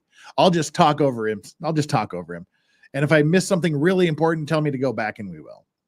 But I'll just talk over him for the most part. It's long and it was boring. Right. So I did highlight a few things a few comments that were made that I wanted to address here. So let me bring those up. Excuse me, I have to cough. Cowpoke says, did anyone else see Dr. Zoidberg on the top of Jay's tie? Dr. Zoidberg on the tie. What? No, he does not have Dr. Zoidberg on his tie. Now I'm going to be looking. Jem says, I bet this was talking about the prosecution using the defense's own exhibits in their closing. I bet that made Owens lose his poop. If I was Owens, I would have lost my shit completely. I would have been like, get your damn hands off my exhibits. But as Zillos Poo said, don't leave your demonstratives available for the other side to use. Keep those bad boys on the table, under the table right next to you. Don't put them where the prosecution can just walk on over and pick them up.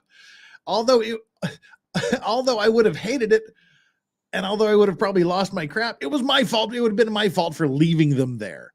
That was just stupid of him to do that. Malin says, Legal Vices, what happens now? If Sarah wants to appeal, who is paying for it? It depends if she can afford anybody, or if somebody like Owens wants to step forward and handle the appeal. You don't get a public defender for your appeal. Normally. Like there's certain things like death penalty that you get special treatment if it's a death penalty thing, but normally she's on her own.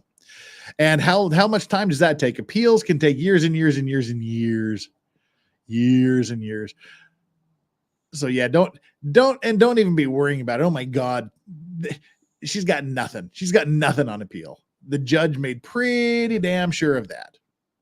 Nicole R., after seeing the evidence, I can see why the only option was battered spouse syndrome. Although I 100% believe it wasn't intentional, I don't think the evidence would have helped with that defense either. You're very generous, Nicole. I think she wanted him gone. And the text message she sent 6 weeks before saying, I'm going to get rid of him, did not help her at all. Malin says, what nice cigar are you smoking today? I am smoking one of my favorites. This is an Oliva Serie V Milanio 2020 limited edition Toro. Oh, it's so good. One of my absolute favorite cigars.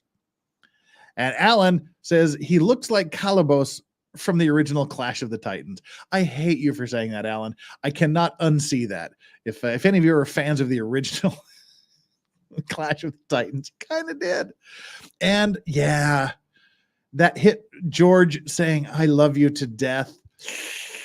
Damn, you're right. Oh, that was kind of icky, wasn't it? Oh. Those are just some of the comments that I highlighted that I wanted to address in the break here between the closing statement and this objection.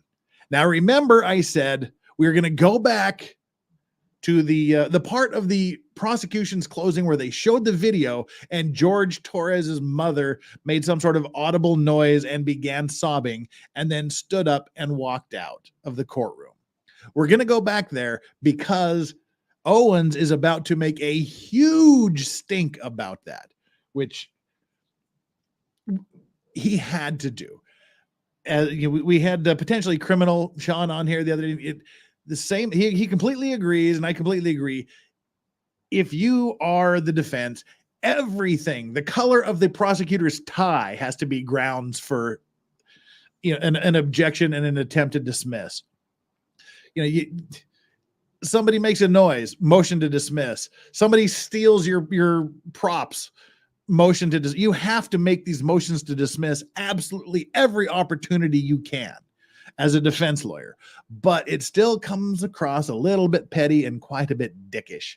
So we're going to look at his objection here, and the judge can't wait for him to finish before he dismisses it.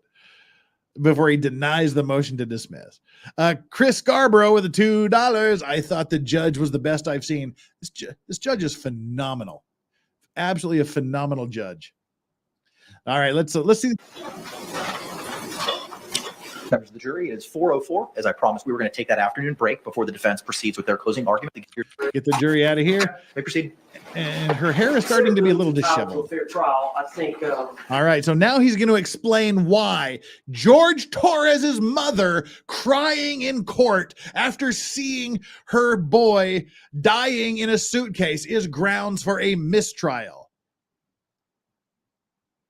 You have to give a mistrial because she cried. Here's his explanation, I guess, for that. Okay, may proceed. Sarah Boone's entitled to a fair trial. I think that right's been compromised. Been compromised. I don't know who scheduled the two detectives on the front row with the Torres family, the family of the victim. But they had to have known to tell them that the Suitcase video, which has been around for 4.5 years, was going to be played during opening statement. And the state attorney's office or the sheriff's department had to advise them, or the victim's advocate had to advise them, that if they couldn't take it in front of a jury that's trying to decide the case, they needed to get out of the courtroom. Now, what happened here today should not ever happen. There should be safeguards in place. There's no room for this after 2 weeks of a murder trial for something like that to happen. One of the Torres members of the family audibly, during the 2-minute Suitcase video, expressed some kind of emotional reaction. I look back, he or she were bent over in agony, physical pain. The physical pain followed the audible announcement.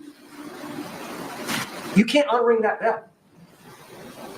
That's their responsibility to ensure that kind of thing doesn't happen, especially when they know they're going to show a video and the family of the victim is on the front row. I've never heard of such. I asked for a mistrial. Response. All right, look, like I said, everybody's like calling him, cold, heartless dick and everything like that. Again, it is a dickish thing to say, but as a defense lawyer, he has to make a motion for a mistrial every single chance he gets. He had to do it, but it's still kind of a dickish thing to say. And mark off lawyer overacting on your bingo card. Mark off, that's definitely some overacting there. Mark off lawyer overacting on the bingo card. Now, the defense, that would, like I said, he had to make it. It was a dumb thing to say and a dumb way to say it, but he had to do it. Now, let's see what the prosecution's response is. I've never heard of such a request. The victim's family has the right to be here. They were advised as to what will be used during closing arguments. I cannot make a decision for the victim's family and the homicide survivors as to whether or not they believe they can handle it. She clearly, or he, I don't know, couldn't, and I believe the appropriate thing was done. They left the court. But again, to say this is a potential sabotage and all the accusations that continuously get made are unsubstantiated. And it does not warrant a mistrial. People get warned, and sometimes they misjudge their own emotions. I don't understand what test we are expected to run on homicide survivors. So the motion should be denied. Motion's denied. That was a quick denial. Motion should be denied. Motion denied. MG Law says, no, it's still a frivolous argument. It is a frivolous argument, but as a defense lawyer, he's still got to try to find anything he possibly can to get that mistrial. But the jury's not there. That overreacting was the dick. I mean, it was a dickish move to act like he was, really, really upset. He could have done it in a calm tone of voice. He could have made it seem a little less theatrical. It was a dickish, stupid way to present a mistrial motion. I think he had to make the motion for a mistrial. He had to latch onto something to try, but he went about it in a dickish way. And it doesn't really matter because, like I said, the judge could not wait for the prosecutor to finish, so they could deny it. All right, we are going to skip ahead here. And now, when we watched this the first time, I skipped the first 10 or so minutes of the defense's closing argument. So we're going to watch those. We're going to go ahead with this. And in the meantime, we got a couple of more of these things. Extremely happy Simmer, the $5 DSP's vest streak. Got nothing on Jeff's emotional support potato pig dog cam streak. Yeah, well, but his blowing bubbles streak though, I'm still chasing that. I'm still chasing that dragon. All right, let's get on with the defense. We got about a minute to wait here. And her hair has gotten progressively messier and unkempt as the day goes on. This is just a rat's nest at this point.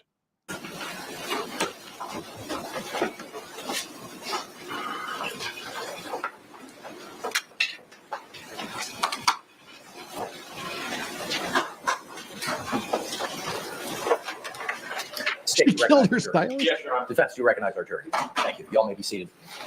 I'm sure for one of the last times, if you could, please raise your hands to confirm that you complied with the court's instructions. All hands have been raised. Members of the jury, at this time, the defense is going to proceed with their closing argument, similar to the state's closing argument. These are not evidence. And like I said, we're just going to kind of basically try to talk over him if we need to. Yes, sir. Thank you. Ladies and gentlemen, good afternoon. Y'all know me, I'm James Owens, along with Tony Henderson, and the girls, we're all from. Now I will stop here. I didn't catch that the first time around. Holy sweet baby dumpster Jesus. No. No. No. James Owens, along Good afternoon. Listen, he names all of the men and then he goes, and the 2 girls. No. Y'all know me. I'm James Owens, along with Tony Henderson and the girls. We're James Owens here with Tony Henderson and the girls. One of the girls has passed the bar and is either newly sworn in as a real adult attorney or shortly will be, and the other is a professional paralegal. Dude is like in his mid 60s. He's not like 130. This isn't 1924. This is 2024. And he just refers to them as the girls, these integral part of his defense team. The girls. That, okay. I had to stop for that one. That one shocked me. all from Milton. I think y'all figured that out, that we were from out of town. Santa Rosa County, it's Northwest Florida, close to Pensacola. And my buddy Kevin Beck, he's a longtime friend, he's from New Mexico. My buddy. The team, the defense team, is here, and we're here to represent Miss Arabella. And we feel confident that No one's his we're gonna face. be able to show Well, you just why kidding. she's not here. Okay? And I'm going to take my time. Yeah, you I've are. got some notes. I'm not the most organized person in the world. I've got some exhibits that I'm going to show you. And then we got a couple of videos at the end. Okay? And we're going to try our best to help you make the right decision. Okay? But yeah, Milton's a small town. Objection. Overruled. Yeah, okay. He's doing the I'm just a small town lawyer. I'm not, like this big old city here. Dude, come on. Oh, and by the way, that was sort of a that was a dickish move on the prosecution's part. That objection did not have to be made. I personally think he made that objection because of that stupid objection that Owens made for the mistrial. I think it was just sort of a retribution for that. See how small it is. 7 miles away is another small town called Pace. Oh, In no. between that is a Walmart. Very small town. So? We didn't know what to expect coming down here to Orlando. Judge, I'm allowed to. I'll give you a little bit more for intro, then we need to get into it. He's throwing Owens off his game now. I'm going to get into it, but I wanted to say, it's a small town, good people. We've been down here 3 weeks. We didn't know what to expect. We've been surprised. Objection. Improper argument. Mr. Owens, pro. Owens is flabbergasted. Why did he have to do that as soon as I took a bite of Boone tart? Wow. Yeah, I don't see a girl here. I see an absolutely no.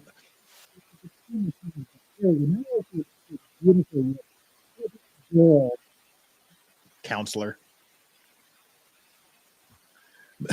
Okay, these objections are a little bit much. All I wanted to say is just since we've been here, we've been treated with respect and hospitality, and just like we've been at home. We appreciate that. Now, I'm going to do some reading, and then I'm going to do some talking. But ultimately, this is about I'm going to do some reading. Justifiable use of force. That is a legal defense in Florida. We as citizens, the law is designed to protect us from defending ourselves, to protect us from potential attack. Is my mic still freaking out? Did my mic unintercourse itself? I quickly check. Oh, my mic went underwater. Am I still sounding like I'm underwater, or did it clear itself? Okay, it's okay now. Good, thanks. That's what I was waiting for. Sorry for the little 20-second delay while I wait for chat to catch up. I don't know what caused that, but anyway, I was just saying the prosecutor's being a little bit dickish here.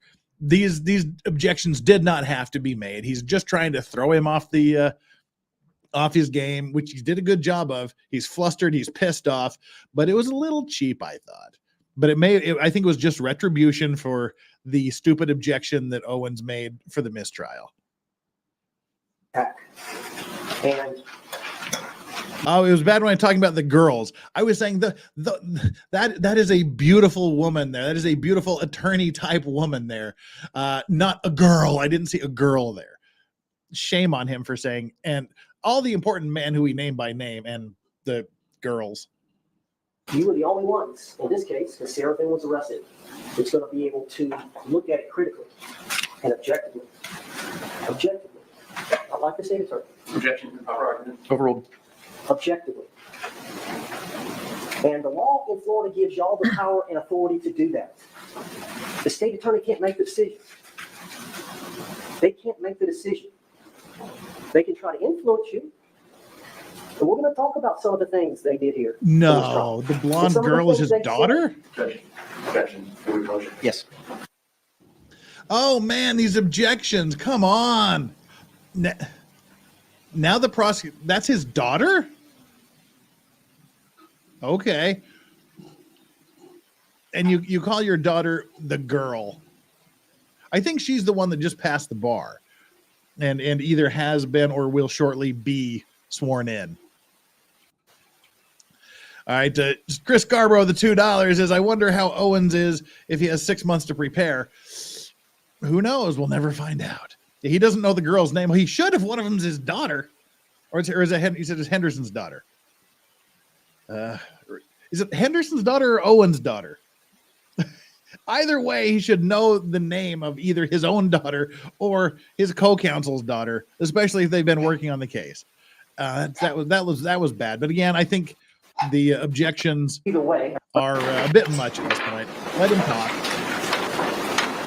thank you. They've got their side, their position, we've got our side. So we're going to talk about that. And we're going to talk about justifiable use of deadly force and non-deadly force. But either way, however you rule, it still justifies her behavior. And the result is nothing. Now, I don't believe there's anybody. Objection. Proper argument. Overruled. Reproach. Yes. Oh, he's pissed. He is pissed. But and okay, I'm gonna say I think Owens has a right to be pissed here. This is a bit much. Come on. Just let him talk. Get it over with. I think you will find from considering the evidence in this case that there is no doubt that Sarah Boone is a mutant.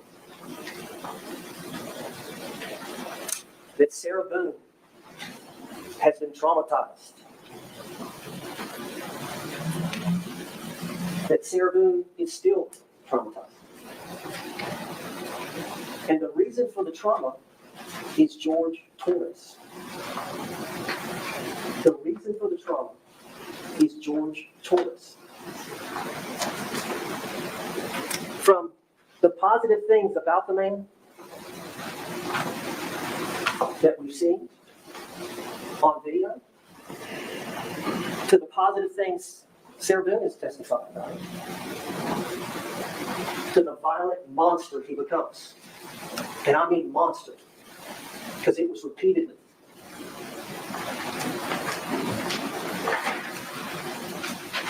And what happens the next day?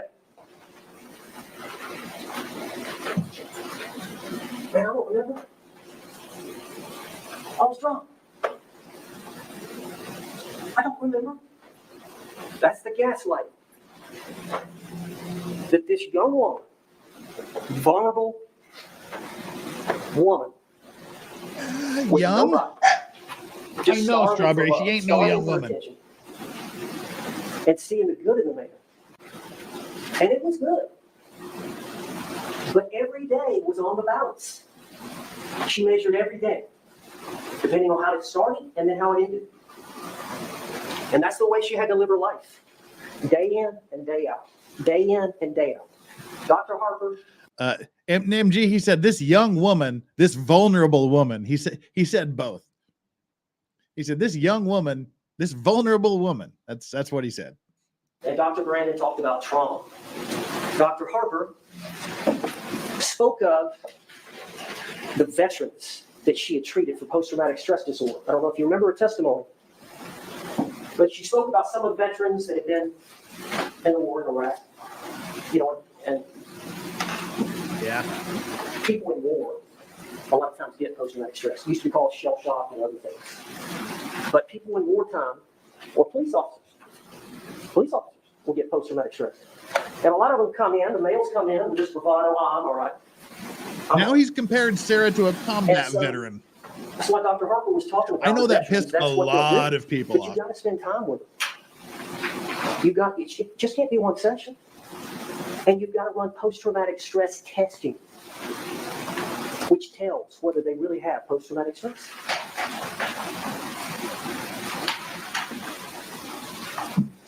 And we all probably have experienced some trauma. All of us have lost some loved ones. And it's awful. You're in shock. You can't believe it. It's disbelief. You don't sleep for days. And eventually, you have to go back to work. You take a week off. Life has to go on. Life has to go on. You go back to work. Kids are in school. You get a little time, right? Time heals, right? These veterans that come back from a deployment. Again They with the get back. combat vet. They get some semblance of normalcy. They may or may not get some treatment, but time helps. Time heals. Everybody, it helps. Just time. Overcoming a divorce, overcoming a death, whatever trauma. Sarah Boone had no break. No break. Learn Yeah, Mark helplessness. Sarah's the victim off on your bingo card.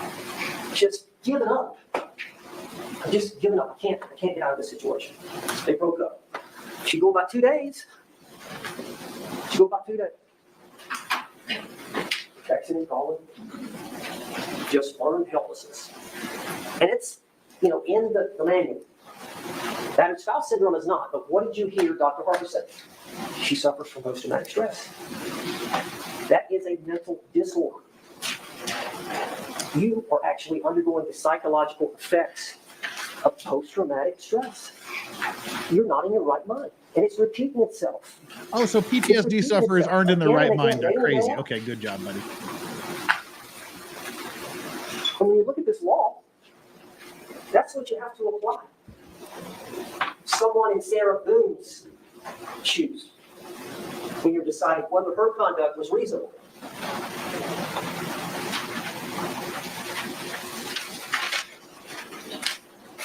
I've got a bunch of notes. And he's very disorganized here. He should have all of his notes together with him up there, not just like wandering back and forth. Something I wanted to read. Let me find it here. If you want to read it, have it with you, you disorganized clown. Duncan Ida says, doesn't it make you think, when in order to do the best attorney possible, either for the state or defense, you have to be a dirtbag and make disingenuous arguments that you don't even believe? That's a harsh opinion. Chris Scarborough with the $2. Owens is base law. Just kidding. Dara the Wholesome, however bad you think it is, it's so much worse. Learned helplessness and diminished their capacity to assess risk, especially in moments of heightened stress.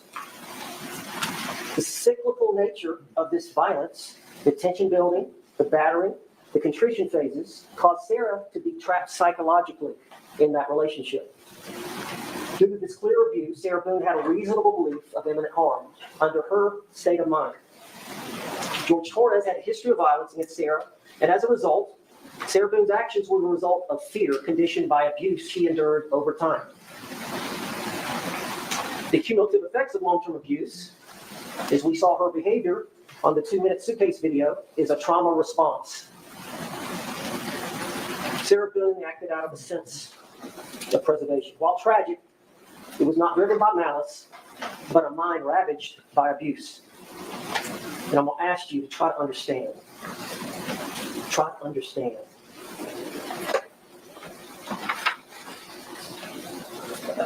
Sarah Boone being emotionally and psychologically broken. These actions may have been misguided attempts at survival, but not murder. Imminent danger, her response reacted to that belief. It's somebody suffering from the long-term psychological effects of domestic violence. Who spent a lot of time? Dr. Brandon, you remember him. He was the first expert on trauma. Took some notes. Kevin Beck. you remember, did the direct examination of Dr. Brandon. He was from down in Miami, I think. He's a big city He man. talked about the trauma that you cannot escape from the abuse, so you develop coping skills to protect yourself. It looks like knowing the that court bad things reporter will is happen to sniffing you. Yoda's head. It changes your behavior, not only your behavior, but your thinking.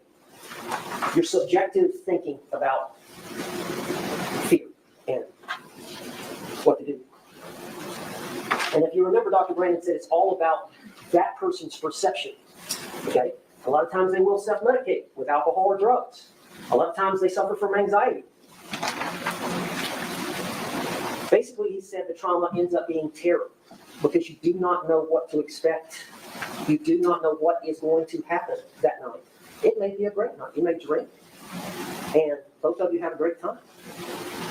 He falls asleep, passes out, you fall asleep, passes out. But it may turn, but depending on his mood, I don't know if you can tell, she would try to placate him.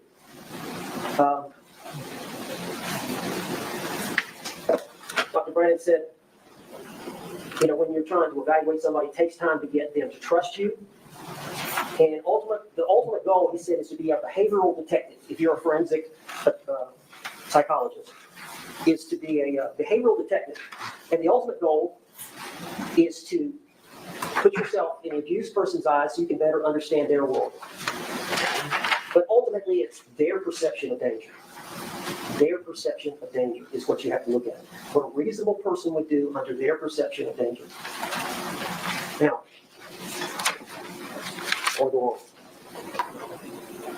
Trauma experts explain how victims' reactions in moments of stress are the product of the damaged psyche. Her actions, although tragic, and it was a tragedy, George Torres lost his life. Yeah, it was. In that suitcase. Thanks for noting that. It's a reactionary response to sustained trauma. It's as if Sarah was acting out of a deeply ingrained fear and helplessness developed over the years. So it's a desperate need for survival, but battered women do things to keep the peace from time to time. And when they feel like they have a small portion of momentary power, they may enjoy that by vocalizing their position to the abuser. Sarah Boone's not perfect. Sarah Boone would argue with him, talk down to him. Some would say it was somewhat abusive to him. Some would say Sarah's that. not charged with that. Sarah Boone is not charged with that. And I want to read you something Please do. on that subject.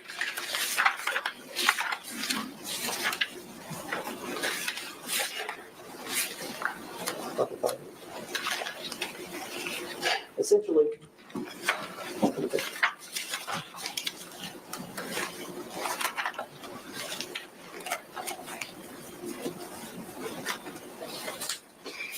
I don't know what it said.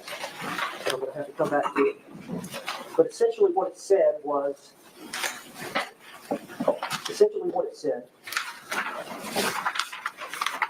He can't even find this very important statement. Oh my God. Dude, he's giving me anxiety here. Just watching him pace back and forth trying to find it. How hard is it to keep all of your notes in one place? it's a 2-week trial, I got a bunch of notes. Try to get this right. Yeah, the prosecution had the same amount of notes as you, pal, and they didn't seem to do that. What I wanted to say was someone can be mean and angry and hateful, intoxicated, and still be abused. They're not mutually exclusive. And mutual abuse exists where one is abusive towards another. And eventually the victim, Sarah Boone, trying to fight back against the abuse, became verbally abusive. While the victim Eventually? has committed verbal abuse, it is important to remember that they, Sarah Boone, are the victim and have been pulled into an extremely vicious cycle where they are trying to survive. Sarah Boone intentionally left George Torres. We have meme copium raiders. Welcome, meme copium raiders. Battered spouse. Yes, Kurt, this is the stupid argument again. She went up to her room, she fell asleep, and passed out. These actions are disconnected.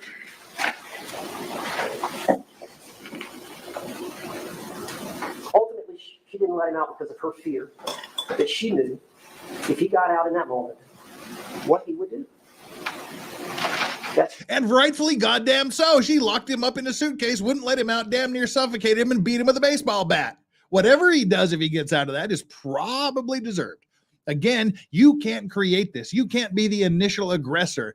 You can't commit the felony of aggravated battery. You can't commit the felony of unlawful imprisonment and then go, oh my God, he's reacting horribly to my battery and imprisonment. Oh no, I'm justified in keeping him in there. You can't do that. Real fear, that's real trauma that she was experiencing at that time. If she was, it's because she caused it. Now, I talked to you about force being used. And I think I talked to you about blocking an attack using a physical restraint like the suitcase to block somebody's attack. And the example I give, I got a couple of examples that may or may not apply. Let's say you're at a bar and you've got your buddies and the other guys got their buddies and they're drinking and it ends up being an argument between two of them. And you realize that these two are fixing to get in it. Well, one of your buddies comes around on the other side and grabs the guy before he's able to strike him, right? So you're committing an offense on this guy, but it's a restraint. It's a restraint. What are you going to do when Owen's mania runs wild on you? So yeah, you're committing an act, but it's designed to defend another. This is a terrible example. It has nothing to do with what happened. You have a situation where you have a police officer and he's on patrol. You know, he's in uniform, he's wearing a firearm, and of course he's got the bulletproof vest. And he goes to a call where there's a suspect that may be armed. And so he gets there, he gets out of the squad car, he's walking around, of course he's taking out his gun because he realizes he may be armed. And eventually he sees the suspect, and the suspect reaches for his waist. Now, in that moment in time, that officer has to make a decision. Bitch, please. He was not reaching for anything. He was not doing anything. He was doing this in a suitcase, unable to move, unable to breathe. He wasn't fixing to do anything. This is a terrible argument. This is bad. Both of these examples have quite literally fuck all to do with anything that is applicable to this case. Am I going home with my family tonight? And I asked Dr. Werner about this Vaseline thing he's called fear response or fight or flight. You know, those decisions are made, it's instinctive based on your set of circumstances. She instinctively reacted to her unique set of circumstances to save her life or save herself from another one of these. I'm 63. Oh, I thought he was 65 when so he's not even 65 and making that. This is, I'm Owens and this is the esteemed Henderson and the two girls over there. Dude, he's even younger than I thought. He doesn't even get the additional 2 years benefit for calling them girls. I hate this guy now. God bless him for doing what he's doing. God bless him for being the one that said, all right, she needs to do this and I will do this. I will ensure she gets a fair trial. I am the only lawyer in Florida that will stand up and go, okay, I will take the bullet to ensure that she gets a vigorous defense, that her constitutional rights are protected. But the way he's going about it is god awful in this argument. This is terrible. That? I can't imagine that. Her father's not around.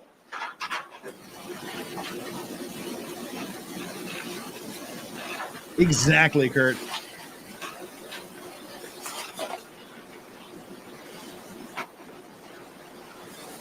I need to talk about the case for a minute. Yeah, please talk about the fucking case a little bit. Stop talking about cops. I'll get back. Stop talking about doing stuff you can't do in bars. If you'll remember, Talk about something relevant. If you can find your damn notes. This is the 8th time. At least it feels like the 8th time he's walked back and forth. Let's start with the witnesses, and then I'll talk about it. Yeah, Lone Star Living says he doesn't even know the girl's name, probably. for the state. If you remember, it was Well, Juan let me Torres, embiggen it for you. Sorry. brother. You don't want to Remember stare that? at my stupid head. You want to stare at his It was stupid head, right? Some time ago. No, it's There been a you go. while. Y'all taking notes. You may have to go back. Sorry about that. I was too busy watching him. Their first witness in their prosecution of Sarah Boone for murder was a good witness for us. Remember Tony Henderson did the cross-examine of Juan Torres. Asked him, what did you hear Sarah Boone say? Juan Torres, she was yelling, he's been choking me. But not on that day. He wasn't choking her on that day. She was bringing up shit that happened a long time ago. It didn't happen on that day. Fucking hell. He's been choking me. I need to go get my blood pressure cuff. Mr. Henderson said, did that surprise you? Juan Torres said no. If I recall correctly, he said it didn't surprise me she was saying that. Because she always said shit like that. Not it didn't surprise me he was choking her. The neighbors knew what was going on. Pearl Walker came in here. 80-something years old. Living with Jeff. When shame on them for putting Nima on the stand. Shame on them. She saw it.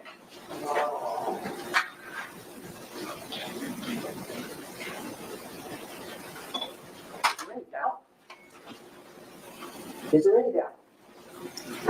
I tell you why there's no doubt. In cross-examination, I got Dr. Warner to even admit. Did you hear it? Yes? Okay, so she suffers from battered spouse syndrome. Wouldn't have been on direct. Well, maybe I don't really know. I hadn't had enough time to really see her. You hadn't seen pictures? You hadn't seen the 2-minute video? I saw.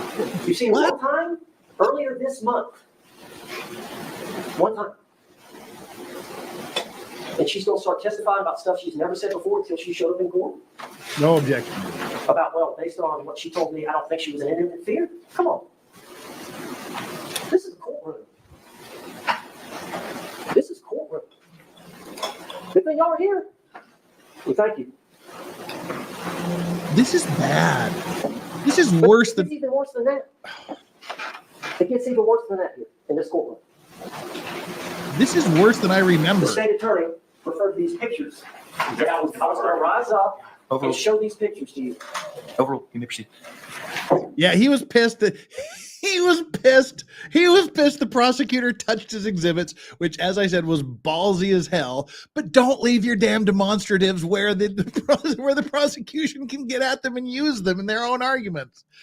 Oh man. Kurt, you're not far off. I'm trying to think of a worse closing, and I'm coming up blank. Really, I am. Hell, even the Chandler Halderson type cases, there's always well, you've heard it. There was a rush to judgment, which of course they really can't do here because there was only two people in the house, the dead person and the alive person. But even then, it was like, just, look at the evidence, examine the evidence, keep an open mind, look at it closely. This is bad. This is bad. Bad. And I was going to rise up and show these pictures to you. Well, yeah, I'm going to do that. They put her on trial for murder. You've stepped into his trap. But what did they say? It's a trap. And I got to turn to this. It's a Make sure I trap. did this exactly like they said it. I took a bunch of notes. Stop saying you took a bunch of notes. We know you took a bunch of notes. Because you can't fucking find what you're looking for. Or I'm swearing too much. We watched it at 1.5 speed, and I was worried about other things, so I missed most of it too. Maybe George Torres is the battered spouse. Can you believe it? Yeah. Can you believe He that? should not ask these rhetorical type questions. After what we saw, after that long string of videos that we saw that Sarah did where he was clearly the victim, Do you think George Horton? Can you believe that? I guarantee you, every one of those jurors is going, "Yeah, we can believe that. Yeah, we can believe that." Don't ask stupid questions like that. These dumb rhetorical questions mean things to the jurors. It's not rhetorical to the jurors. Because the juror goes, yep. And then you're fucked. That. Now you know why we're here.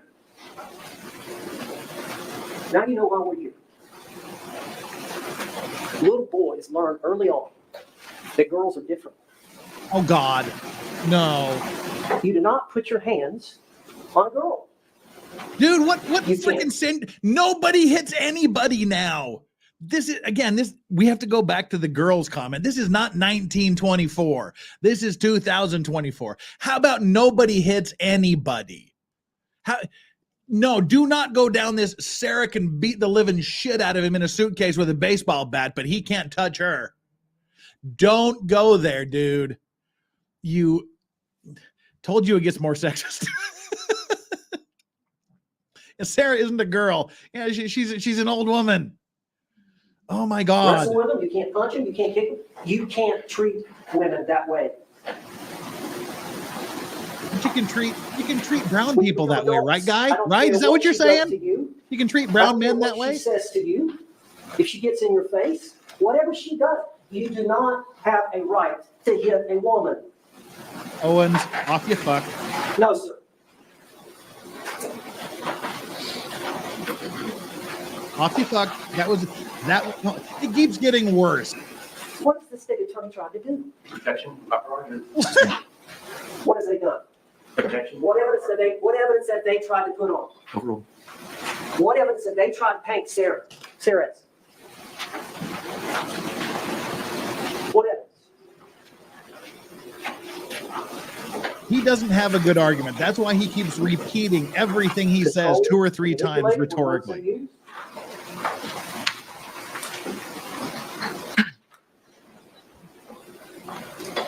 Yeah, uncivil, except I could kick my dogs a million times and they just sit there because they're dumb. But generally, yes.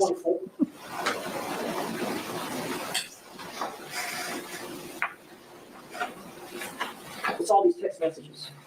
Why is that relevant? Because she said she was going to get rid of him 6 weeks before she got rid of him. That's why they're relevant. She provoked his violence. She provoked his violence. Isn't that what they've done here in this trial? Sustained. Boone.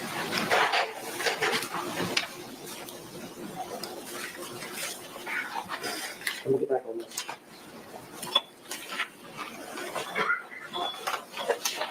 Abraham Marino. I don't know if you remember him. Abraham Marino changed his statement.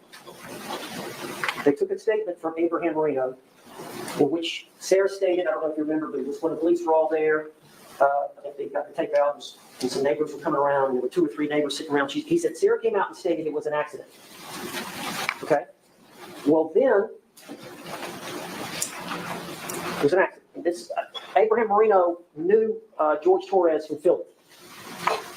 Okay? They were friends. They would talk either at the complex or if Marino went to Hall Ace Hardware or Ace Hardware went to talk. The state attorney voted aye. I'm going to object to reading people things that are not in evidence. Approach. Here's the judge going to be angry with them in private. And Sarah's hair is now officially out of control. Yeah. We shouldn't, and actually, whoever is in control of the camera feed, you shouldn't be showing the defense's laptop on camera, by the way. Shouldn't be doing that. How long does this go? That goes that long, of course. You may proceed. So 4.5 years, Marino says, all I heard Sarah say that afternoon was it was an accident. Then he came in here today, or this week, and said, no, she said I was teaching him a lesson, things got out of hand, and then I fell asleep. 4.5 years later, we know he's friends with torture. We go to here. Now, I want to talk to you about the two boys that live right next door. You remember Vincent Battaglia and Brandon Motes? Remember those guys? And you remember it came out in testimony, this event happened on February 23rd, 2020. But it came out in the testimony that Sarah had said, George Torres, the night before, February 22nd of 2020, grabbed me by my hair and pulled me down the stairs in my apartment from top to bottom, which is consistent with what they were saying happened, remember? With zero. But they got the dates wrong. They got the dates wrong. Mr. Henderson called. They got the dates wrong. Yeah, that was a big deal. It's like, yeah, we heard it bouncing down the stairs, but no. Sarah said, oh, it was the day before when he pulled me down the stairs. I don't know. Do you think they remembered that they heard a loud noise about 12 hours before the entire murder police showed up to investigate everything? Come on, dude. And as some of you have mentioned in chat, there is zero objective evidence of anything that Sarah has said. Zero objective evidence. Deputy Copsel or Detective Copsel up in our case, and she had to say, yeah, I didn't take their two statements until the 27th. He's not saying that they lied. He's just saying they're stupid.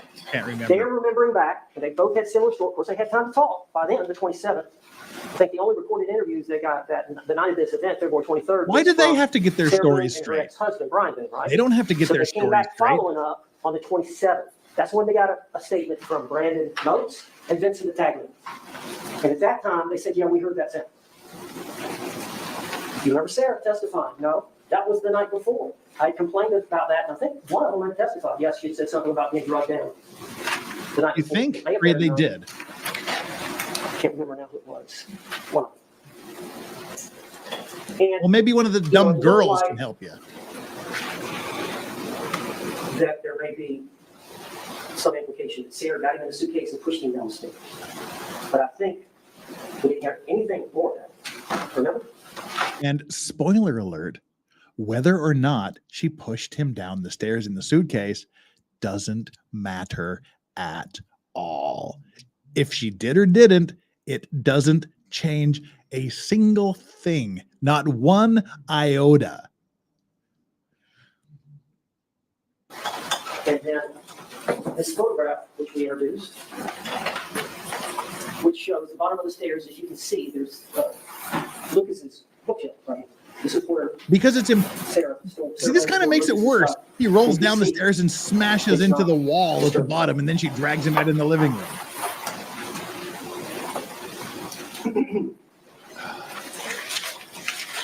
Anyway, I want to get back to Sarah.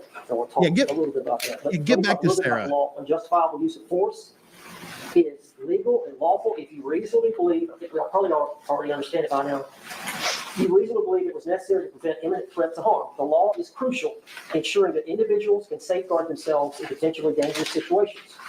By acknowledging you have a right to defend yourself when you have a reasonable belief that force is necessary to prevent an attack. Okay?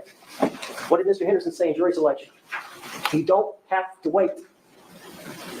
You do not have to wait. If you're facing, in your mind, a reasonable imminent threat, you don't have to wait. But again, this whole thing falls apart when it's not just you, a reasonable person, a reasonably prudent person must also believe that you are in an imminent danger of bodily harm or death and don't have to wait. You can't just leave it out there for yourself. It has to be something a reasonably prudent person would agree with. And clearly nobody did. Let's talk about Sarah Boone and this unconventional form of physical restraint to block the attack of George Torres. What did she say? You saw it. Now, you got to think about that. You got to think about what was going on. You got to think about the trauma she was undergoing. You got to think about they've both been drinking. And you got to think about the fact that it was all fun and games for a while. And I think the biggest thing to know is that George Torres chose to get into Suitcase. He's a grown man. That was his choice. She didn't force him in at gunpoint to get into that suitcase. He voluntarily got into that suitcase because they were drunk and being silly and stupid. I was trying not to pause this here. Yes, he did voluntarily, we're going to take everything as read.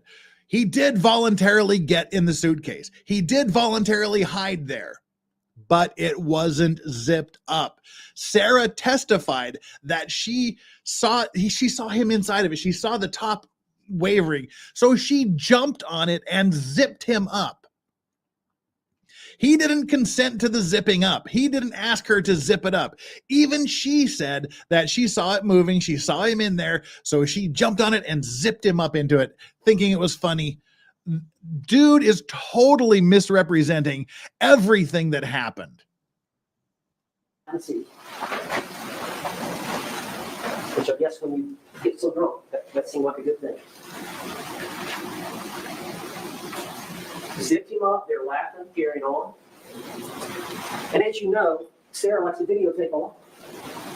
And I know you've seen some of these videos and you're wondering why, but I think the evidence shows that when George is being videotaped, he's not going to do anything.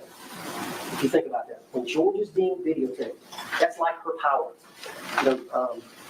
Dude, as part of your argument, you show him that when he's like, when he finally got fed up on the stairs and came towards her. So you can't say he doesn't do anything on camera, but then say, see, he did something on camera.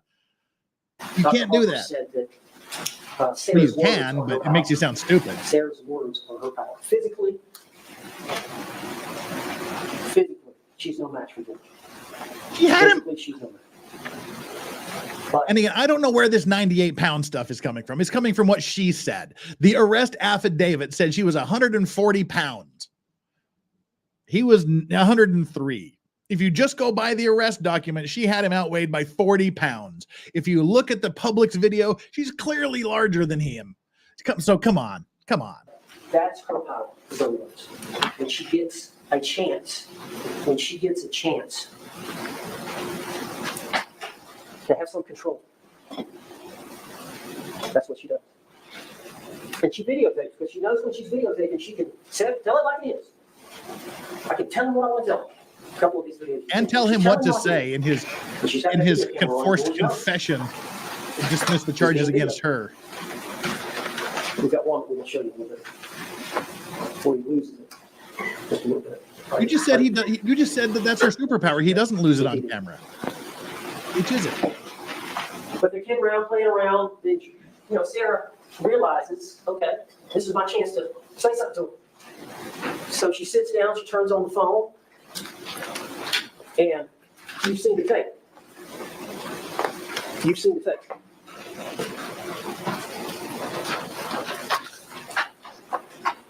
For everything you've done to me, are the first words out of Sarah's mouth when the video begins. There's a lot packed into those words. Think about that. For everything you've done to me. This is how it feels when you choke me. Now that's in direct response and the result of the abuse that she suffered at the hands of George Thornton. She wants him for that moment to feel how she feels. She wants for that moment to feel. For him to feel how she feels, how uncomfortable, the lack of control that she feels when George is violent with her. Just for a moment, she wanted to do it. And if you can imagine, Approach. Wow. I think from the evidence, that was quick. She was crazy. She was crazy. And I don't know if crazy about him or just crazy. But she felt like she couldn't do without him. And let's say she videotapes it, and then it's turned off. And there's a 9-minute gap, 11-minute gap, whatever it is. I said 11, they're saying 9. I think you can count 2 of the other minutes. But there's 9 minutes that we don't have video. But what did Sarah say? Now, if you remember when you listen on that video, George is talking in a normal voice. He's not stressed. Of course, if you're talking, you can breathe. If you're talking, you can breathe until you run out of oxygen, and then you can't talk or breathe anymore, and then you die. And I'm sorry, I'm going to go out on a limb here and say, Sarah, I can't fucking breathe. That doesn't sound really like having a conversation in a normal tone of voice to me. She had said she had some anger. And of course, she doesn't realize the situation, that it's going to end the way it ends. So she has no appreciation of that. It's a canvas. It's all she knows, an old canvas suitcase that she's got some, the two zippers removed or spread out a little bit. So she thinks he's not being serious. But eventually he gets angry. She gets angry, he gets angry. He says words to her, and then his hand starts to come out of the suitcase. She also said his tone changed. And I know everybody's got a cadence with their spouse or boyfriend, girlfriend, but you know what I'm talking about. We've got a way of talking to people. We've got a way, your wife, your husband, you know each other. You know Your murdered boyfriend. From work, what kind of mood they're in. Just by a couple of things, the way he just says it, right? Well, especially somebody as hypervigilant as Sarah, and as hypervigilant as a battered spouse woman would realize that he can flip the switch at any time. When I get out of here, I'm going to end you. And he realizes he's getting out. He got his hand out. At that moment in time, in Sarah's mind, that's an imminent threat. So she's got a justifiable right to use force. What did she do? She went over there and grabbed it. She lifted it up. She tried to get his hand back in, remember? She tried to get his hand to go back in. Wouldn't go back in, so it's... With a fucking baseball bat. Back was 3 feet away. When the police found it the next morning, same spot. No attempts to hide. No attempts to delete the phone. No attempts to tamper with evidence. Nothing. In the same spot as it was. She picks up the bat. She pokes him hard, trying to get him to stop trying to get out. He keeps saying poked him with the bat. Poked him so hard it left deep tissue bruising across his back, and poked him with the bat so hard she somehow bruised her own damn hand. Poked him.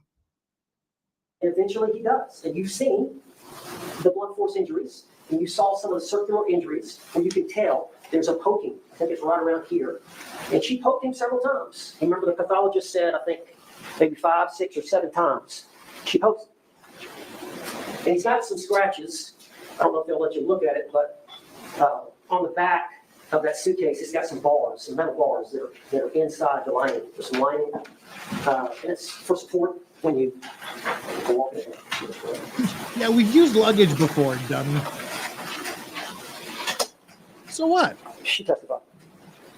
You heard what she said, that she was justified.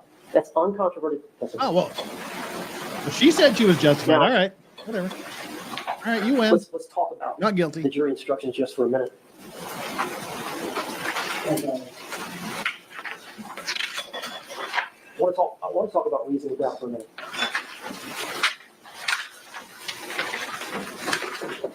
And the third page, but I've got one. I've got one to read it.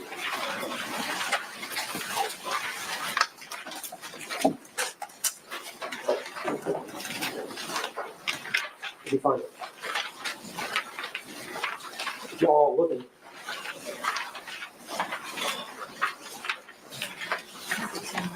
I think it's on page 15 to 22. And we're going to talk about reasonable doubt in a minute, but if you look at those bottom 3 short paragraphs, it is the evidence introduced in this trial, and it alone that you're to look for the evidence, or look for that proof. A reasonable doubt as to the guilt of the defendant may arise from the evidence itself, a conflict in the evidence, or lack of evidence.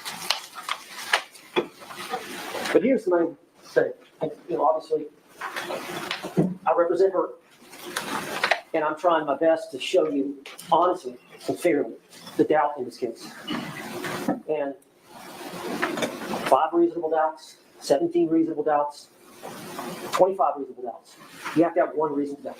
I'm trying to show you throughout the evidence that each one of you can have a different reasonable doubt.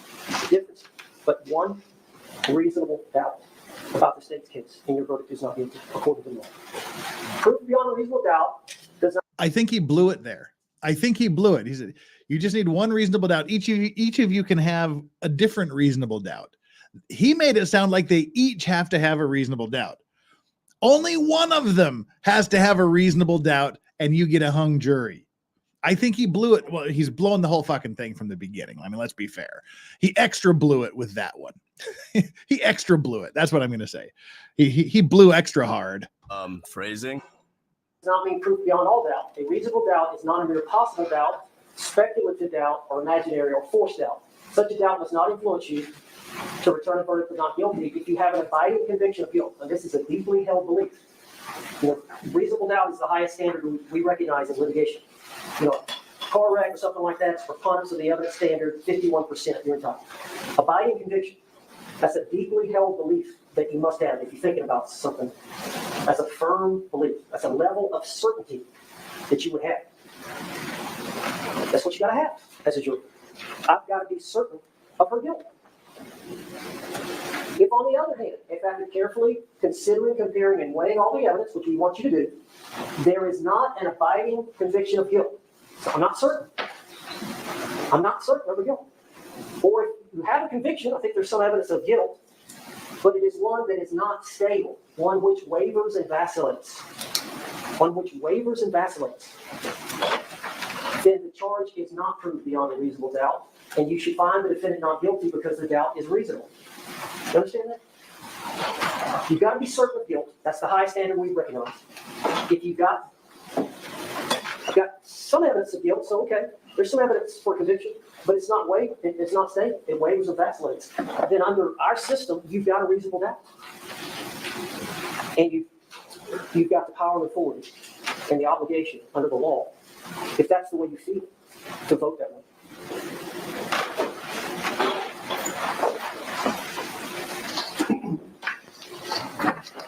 Later in the instruction, it goes on. It's up to you to decide what evidence is reliable. You should use your common sense in deciding which is the best evidence. Yeah, use your common sense and figure out which is the best evidence. You may find some of the evidence not reliable or less reliable than other evidence. You may rely on your own conclusion about the credibility of a witness. That is totally the province of the jury to decide. The jury may believe or disbelieve any or all the part of the evidence of the testimony of any witness.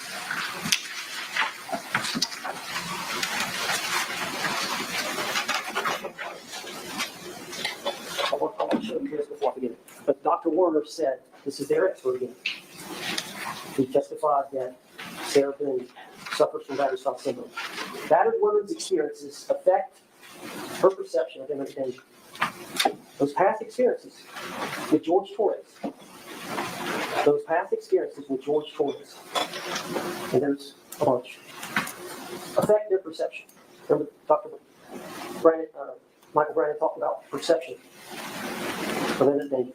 Victims of repeat violence may fear death in situations others would not. The reason Sarah experiences all this, the reason she was feeling the way she was feeling, that imminent threat of danger from George, was because of George Torres. George Torres is responsible for her mental state because of the way he has violently treated her.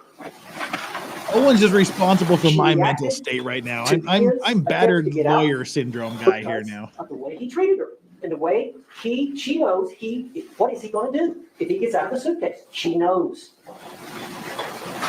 The second video is playing. She flipped it back upside right.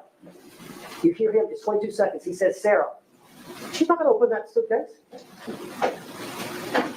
She's not going to open that suitcase. He's already threatened her. When? When did he threaten her? When did he threaten her? In the mysterious 9 to 11 minutes between Sarah, I can't fucking breathe, Sarah, and Sarah. Somewhere between there, conveniently when the camera's off, he threatened her, said he would make her so her son doesn't recognize her, and he would delete her and all that other shit. Yeah, mysteriously only during the time the camera's off. I think that goes to what you were saying earlier about us deciding who we get to believe and who we find credible and not. Get out of it.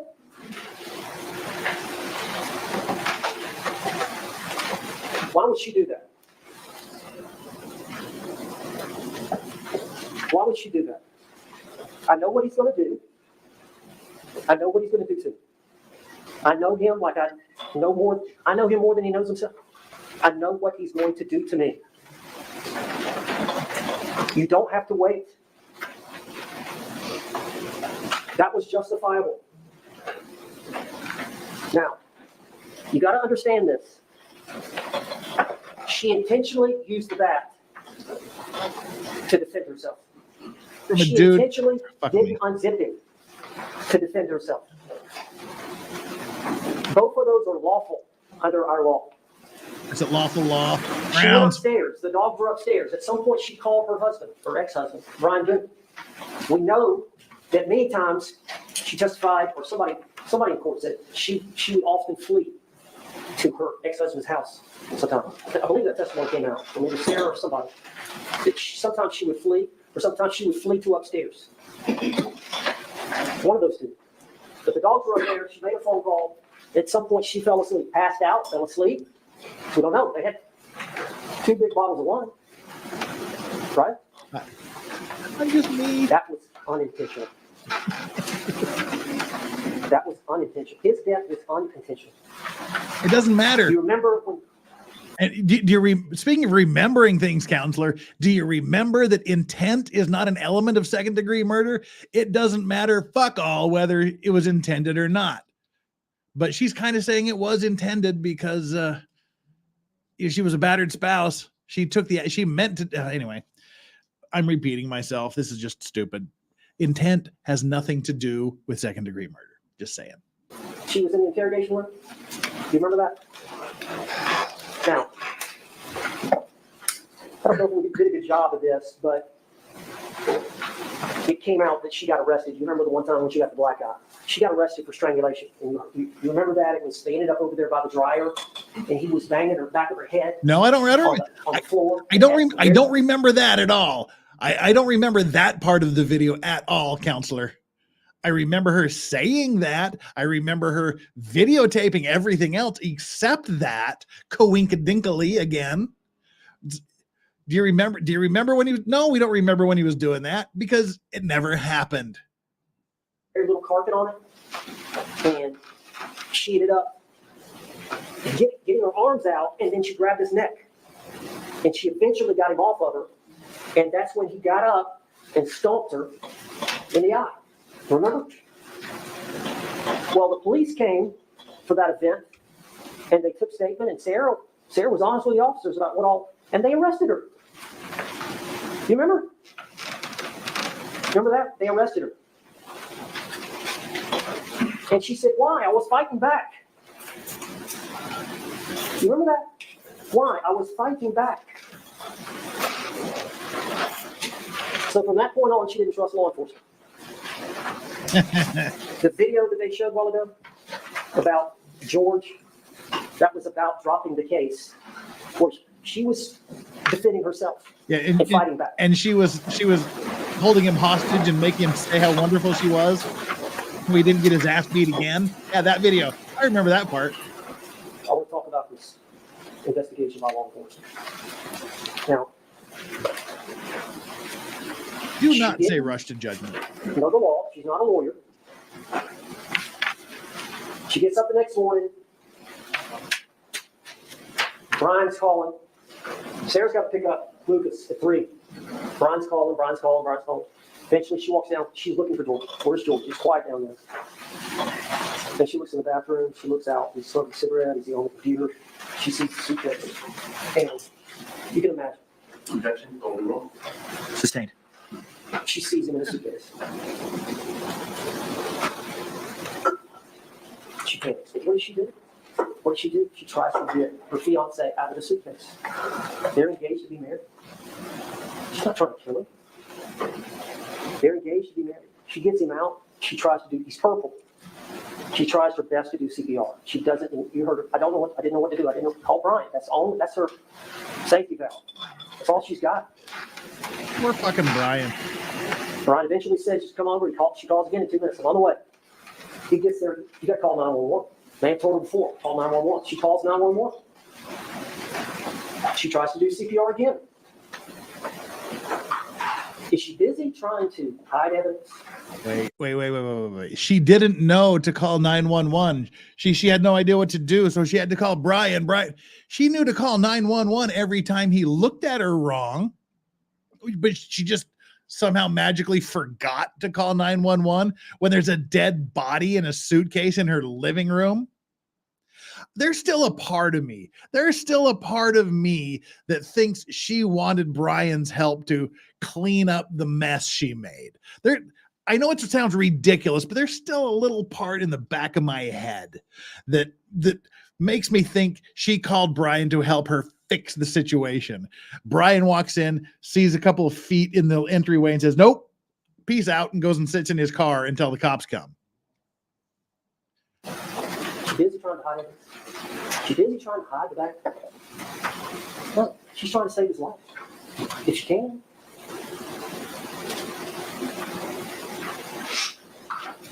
So the police get there. Wow, I'm surprised that so many of you agree with me. If she told him she fought back, she's going to be arrested. That's what happened before. What happened before? Like Gordon said on the video, she'd never been arrested before. Before that time, she was charged with that with George.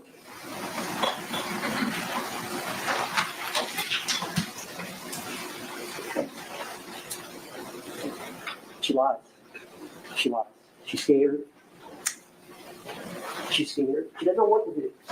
Well, I'm teasing. Stop asking all the logical, smart questions. We don't have any. We'll have none of that here. Talk to Officer Rodriguez was the first black female came up here first. All right, I'm falling a little bit behind here, so I need to take a break from this insanity. It's like Susan, all you olds remember Susan Powder? Stop the insanity. This is what we need to do. We need to take a short pause from the insanity. This is bad. Chris Scarborough with the $2 says, I wonder how Owens is if he had, okay, we already read that. Yeah. How he would do if he had 6 months to prepare. Not sure. Couldn't have been worse. Let's put it that way. He couldn't have done worse with 6 more months to prepare, but he didn't have it. An extremely happy Simmer. It's only acceptable if he says the girlies. Oh no. Chris again with a 2. Maybe he just didn't want her name public. I don't think he remembered their names in the spur of the moment, but just, everybody's names, or you just keep your mouth shut. You just say my defense team, but it looks so bad to say the girls. Yeah, you're being overly generous there, Chris, I believe. And Duncan, Idaho, Boone is a monster, but imagine how much worse it would be if she were charismatic and knew how to act and squeeze out a few tears here and there. Yeah, I don't want to think about that. Adara the Wholesome with the $2. This young murderer, this vulnerable murderer. Bingo for you.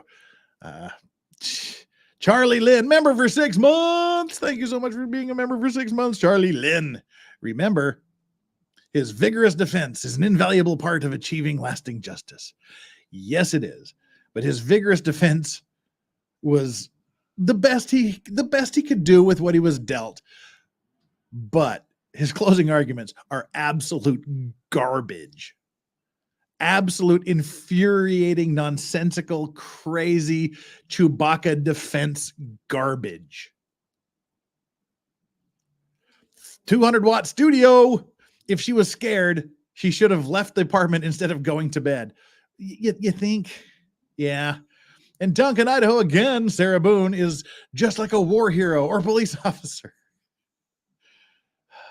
Yeah, that pissed off a lot of people that he kept equating her with a combat veteran. Duncan Idaho throwing some more $5 around. She's out on the mean streets of her apartment every day, putting her life on the line. She drinks a 2-liter bottle of wine so you don't have to. Dun, dun. Celine von Furstenberg, you have just become the newest member of the channel. Thank you so much for joining the Clean and Sober crew, Celine. We hope you'll be here for a long time. We like having you around. 200-watt studio dropping a $5.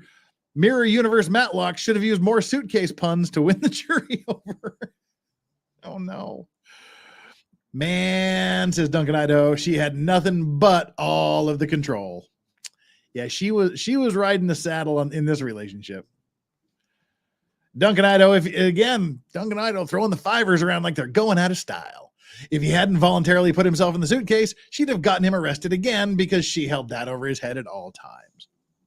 And again, there's part of me that it's like the same part of the brain or adjacent to the same part of the brain that thinks she may have called Brian to help clean it up. There's this little part that's also saying perhaps she conked him on the noggin with the bat, which would cause some of the head injuries that they described, and then go, aha, let me stuff him in the oldie suitcase.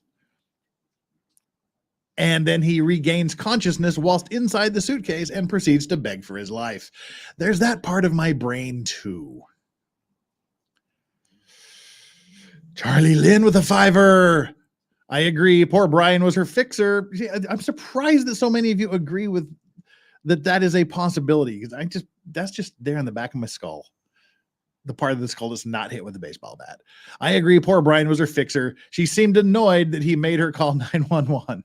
He had to tell her 3 times to call 911 too, if I recall correctly. Get ready. The Vader offense comes soon. I don't remember that from the first time around, but okay. All right, we've had our palate cleansed. How much longer do we have to put up with this nonsense? Oh, good. Not that much longer. Oh, a very short time. Oh, great. Phew. We've had our palate cleansed.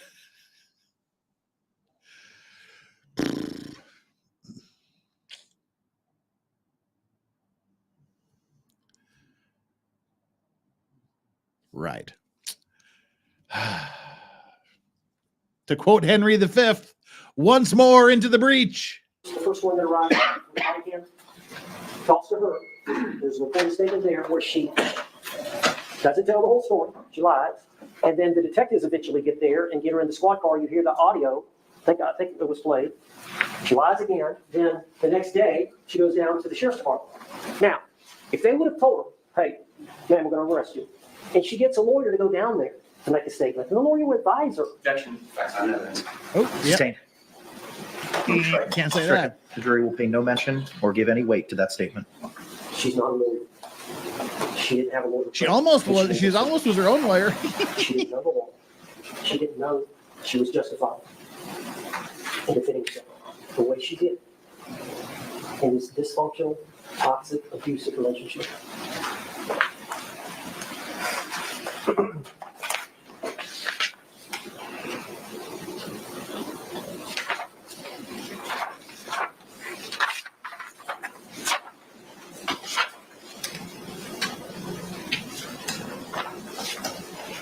don't know if you remember, it was a 2-hour video, but it was the things she said, not intentional. And eventually, she wanted the detective, it was Detective Lowen, the male detective. And she said, I swear to you on my son's life, it was not intentional. What she was talking about was that George passed. Was it George died? It doesn't matter. Stop talking about intent.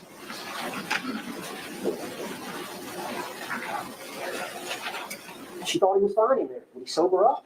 She thought he was fine in there. Thought he was fine. Goes, I can't fucking breathe, Sarah. He's just fine. Boy cried wolf and all that. Marielle with a $5. We're approaching the section where he says citizen so many times it starts to sound like a dog whistle. Okay. We've learned from their history, when Sarah gets drunk, she calls for help. When George gets drunk, he beats Sarah. That's their pattern. How many times do we see Sarah call the law? Far too many. That's their pattern. Sarah told her, I didn't know, I think she said, I didn't know something like this could happen. I've never done it before. And Detective Lowen said, well, what did you expect was going to happen? And I've got a daughter. I've never done this before. Now, this is a thing that I've only heard about. I haven't seen anything, but I've had a lot of people mention several times in chat that apparently, as some sort of punishment or something, she zipped her own son up in a suitcase once, and there was some sort of investigation about that. I haven't seen anything myself to substantiate that, but I've had enough people in chat mention it that I'm just assuming there's something to it. She was about 18 or 19, and she got a grandmother's hand-me-down pickup truck. It was an older truck, but she didn't have it long, and she was gassing it up, but she didn't put any oil in it. Oh, when he was 5. Great, okay. And you don't know what you don't know. I hadn't done a good job of explaining, hey, you got to put oil in it too. Sarah Boone didn't know that he could die in there. So old beat up canvas. His examples are the worst examples I've ever heard. I don't know of a single person in the history of driving who, either in the driver's ed classes or from a parent or friend teaching them to drive, one of the first things they say is, if that oil light comes on, you stop immediately. Don't drive another foot. Put oil in the car. Make sure the car has oil. Check your fluids. This is so stupid. Suitcase that she left a gap in. And as naive as that sounds, she didn't appreciate the danger. I mean, is that the way you want to kill somebody? Is that the way you're going to do it? She had lupus to take care of. Am I going to go to prison doing it like this? No attempt to hide the crime. I think the evidence is clear. That's how this happened. I don't want to belabor the point. You want to show me.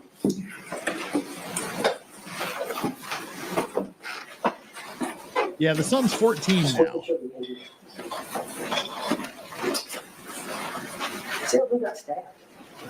By who? Who stabbed her? There's been one person on the 7 or 8 billion people on planet Earth that says she was stabbed by George, and that's her. Why should we believe her? She could have cut her own damn self on accident or on purpose, could have been a stranger. Why should we believe that this was caused by George? Where's the police report? Where's the medical report? Where's anything that suggests that something like this was from George? Think about that. Stabbed with a steak knife in the leg. And she stayed with him. She stayed with him. Poked between the eyes with a curtain rod. That little mark came from being whacked in the face with a curtain rod. I get marks like that on my forehead all the time from the stupid dog's bottom teeth going on my skull when they're licking me. In the eye. And who does that?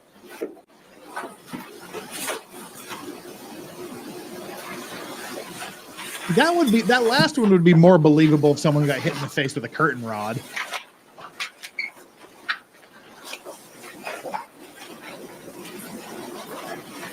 All right, more wandering around.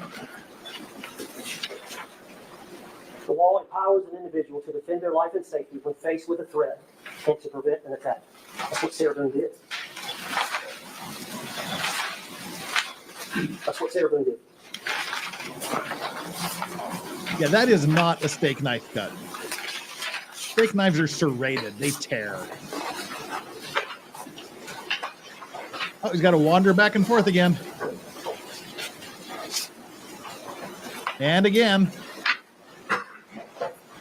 What the Can't you carry more than one thing at a time?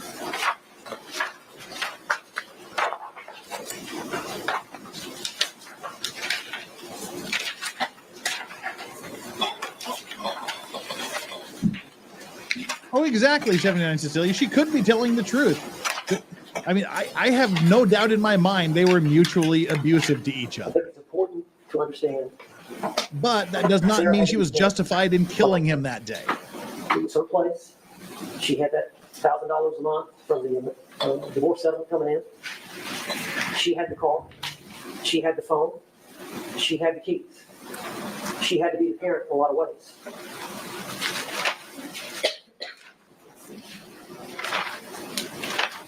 He just steps in. I want to talk a little bit about Dr. Harper. Do you remember, Dr. Harper is from Okaloosa County, which is up in the Panhandle, close to where you were from. And she's the doctor that treated Sarah from early on. When this happened in 2020, I think. April Law says I'm coming off as anti-woman. What did I say that's anti-woman? I said the defendant in a murder case is presenting alleged wounds allegedly inflicted by the victim with zero proof whatsoever of how those wounds were inflicted. I don't care if it's a man, woman, or a frickin' space monkey. There's no evidence, not a single shred of evidence other than her own pure statement that those wounds were inflicted by George. So how that's anti-woman, yeah, I'm not seeing that. That's a dumb thing to say. I did not say all women lie, so go fuck off. I did not say that. Seriously, come on. I think she first treated. Never said that. Sarah Boone shortly thereafter. And over the 4.5 years, saw her 9 times and did all the testing for post-traumatic stress. Of course, she has the experience from veterans, and she's testified that she's now just traveling around the state, testifying as a forensic psychologist. But she talked about how important it was to develop trust with the patient. Okay, Over troll. the course of time. It's just going to take time when we have somebody suffering that kind of trauma and that kind of damaged psyche. It's going to take some time to get them where they can trust you and really tell you and talk to you and tell you what's going on with them. She talked about that Sarah uses her words with power.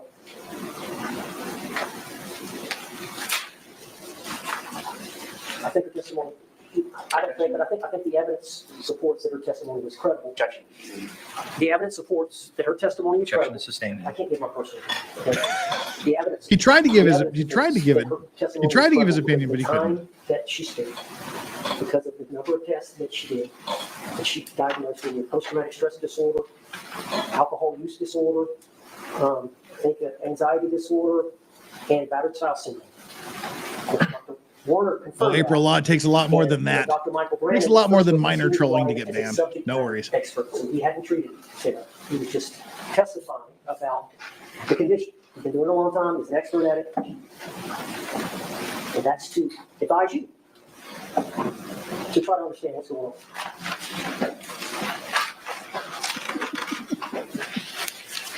And it's crazy. Yeah, I do.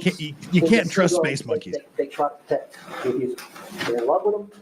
They try to protect them. I don't know if you remember, but there was a time where Sarah Boone had a conversation with one of the neighbors, and they were talking about something. And she said, "Did you hear anything yet last night?" Remember, she said, "Shh, it's okay." Both George and Sarah lied to the police. They lied to medical people. I don't know if it's shame, but it just comes with the syndrome that you stay trapped in it.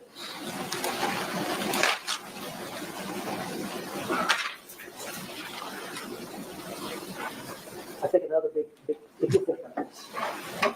When Sarah gets beaten by George, she calls the police. When Sarah gets beaten by George, she calls the police. And a lot of times she just wants him out. Just get him out. Get him to leave. She doesn't want him to get in trouble. She just wants him out. There never was a report of George calling the police on Sarah. She wasn't physically abusing him. Escape. is trying to present evidence. Did she emotionally abuse it? Sustained. What? Stricken. Members of the jury, pay no attention to that comment. Good Give it no grief. weight whatsoever. I believe the evidence that's been presented by the state is an attempt to show that Sarah mentally or emotionally abused George Torres. Again, she's not charged with that. She's not perfect. Some of that was her trauma.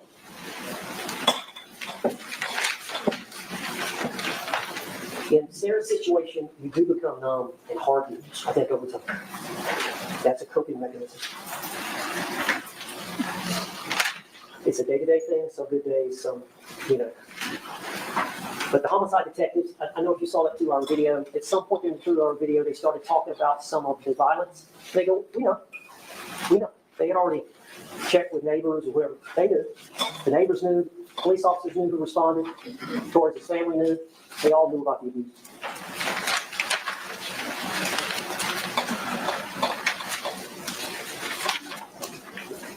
All right, he's about ready to wrap up here, I think, thank God. Dr. Harper testified that abused women. Oh, never act mind. differently when they perceive a threat. I think Sarah Boone was loyal to a fault to George, even through all the abuse. Looks like we've got about 10 more minutes.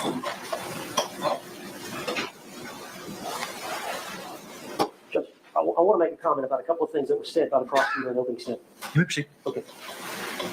The prosecutor in opening statement, when he was talking about George Torres passing away, he started talking about Sarah Boone. And his quote was, because I wrote it down, George, in Sarah Boone's mind, George Torres deserved it. George Torres deserved it. That's the position they take. He deserved to die. She loved the man. She wasn't trying to kill him. He also commented about Yes. Yeah, we might want to approach on that one. Wow. Sarah didn't know what happens when someone can't breathe. Well, apparently she didn't know that someone couldn't breathe cramped inside of a small suitcase. I guess that's what he was arguing. And 200 Watt Studio, did you hear what the Delta lady said to Sarah? Would you like me to check your bag? Sarah replied, why? Nobody's in there. Waka, waka, waka. Thank you very much. And thank you, Charlie Lynn, for that one, too, by the way. Equality with the Canuckistan $5. Thank you very much.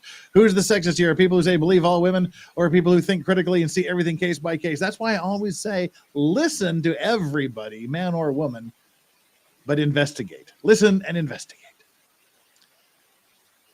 Oh, man.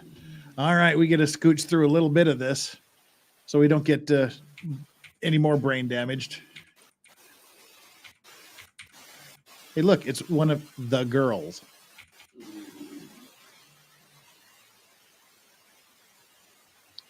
George's family seems to be in a pretty good mood here now. Good for them. They see what a crappy job he's doing. I don't know what you're smiling about, Sarah.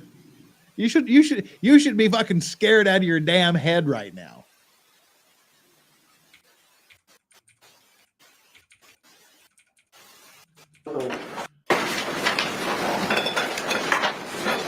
the prosecutor said in opening about the violent episodes. It's a bunch of violent nonsense. What's it state to you in opening statement? All this here, the photographs, is a bunch of violent nonsense.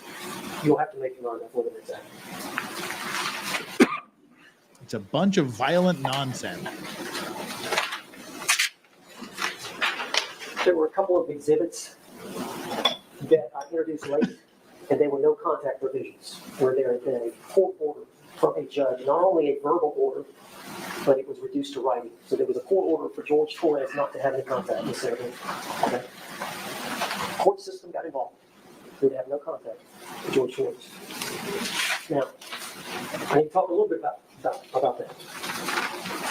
And they talked about coercion, coercive control, power and control. Power control. We know about his abuse. We know he destroyed the home, the TV. We know about his jealousy. We know some of the things he said to her. We know about how he treated her dogs. Nicely when he was sober, but at times abuse the dogs, or threaten to do so.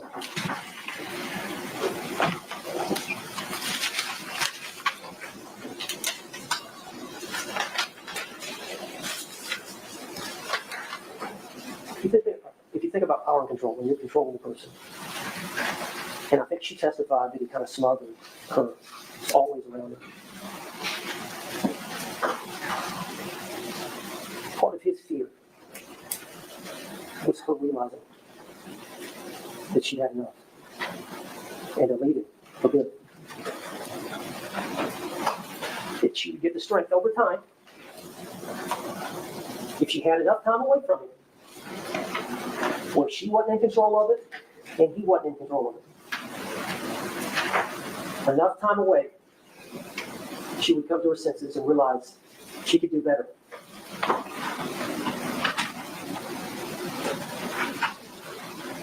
Judge has been getting put on his own feet. I didn't stop George That's Torres. funny. George Torres knew That's he was funny. going to lose control.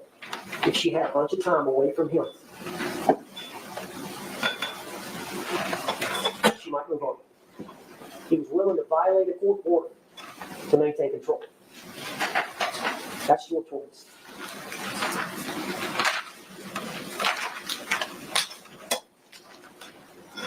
I want to show a couple of videos. I want to say something to you. Show the injuries. Just go ahead. All right. Show us a couple of videos. So this Vader thing that people keep talking about must be in the state's rebuttal.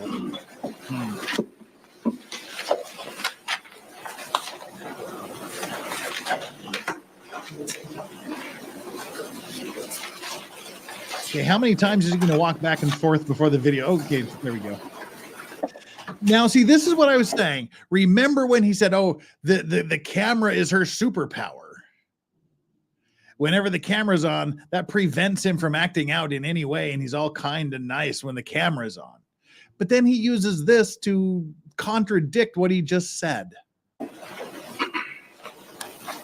understand? As of this moment, and until I can get you out, get the fuck out of here. I dare you. Did you see him? Look at it.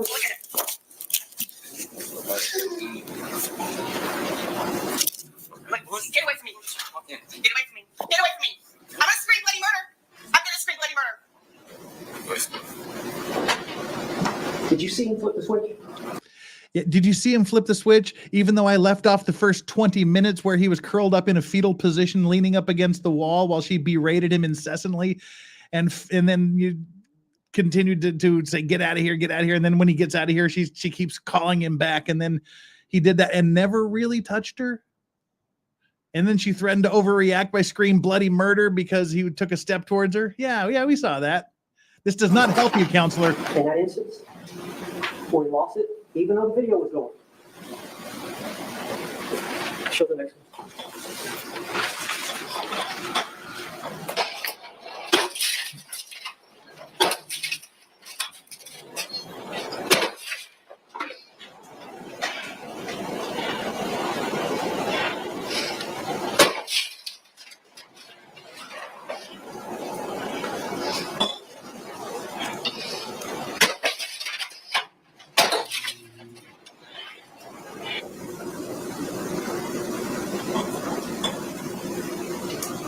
Thank you, Judge.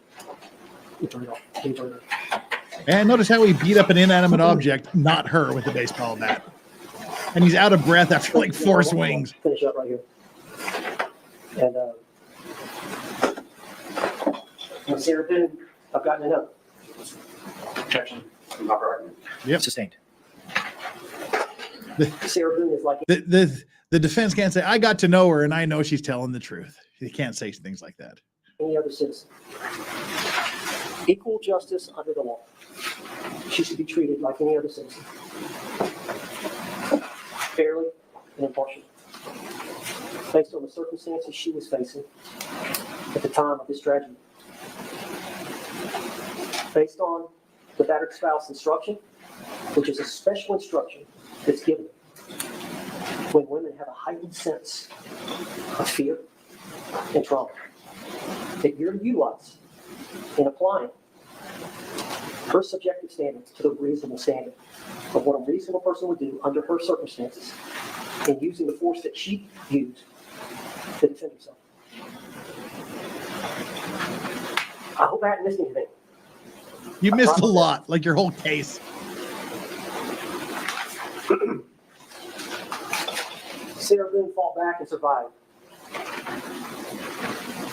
We ask that you do justice in this case and find her not guilty because the doubt is reasonable. I tried to show you what the doubt was. I trust your judgment. We spent a long time picking the jury, 4 days. We trust you. We appreciate your service and your obligation to do your duty. You have the power and authority to right this wrong. That's what we're asking you to do. And they did it and found her guilty. To Second give degree Sarah murder. Boone some hope for a better life and for you. Thank you. Thank you, sir. Whew. Any rebuttal? Yes, sir. All right. We will address the rebuttal tomorrow. We will wrap this up here in 3 hours and 16 minutes. We currently have 864 people here. We had nearly 1,000 at one point. Then he bored everybody to death.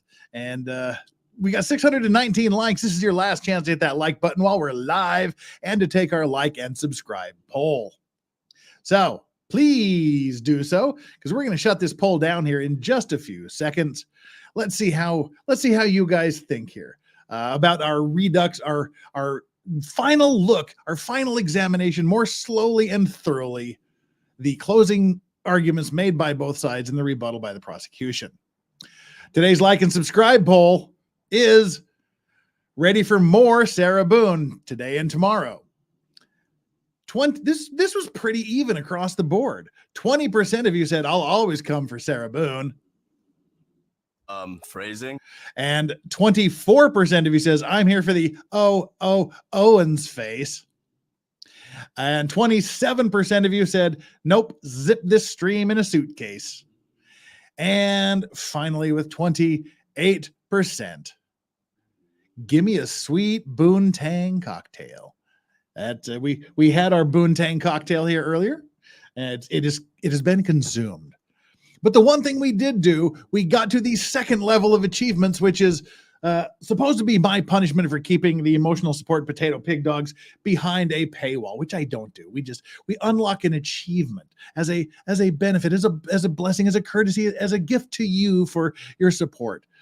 We don't hold them behind a paywall, but you insist that I do. So at the 200 level, we get the second tier, which is supposedly a punishment shot of really bad whiskey. That's how I'm clearing the really bad whiskey.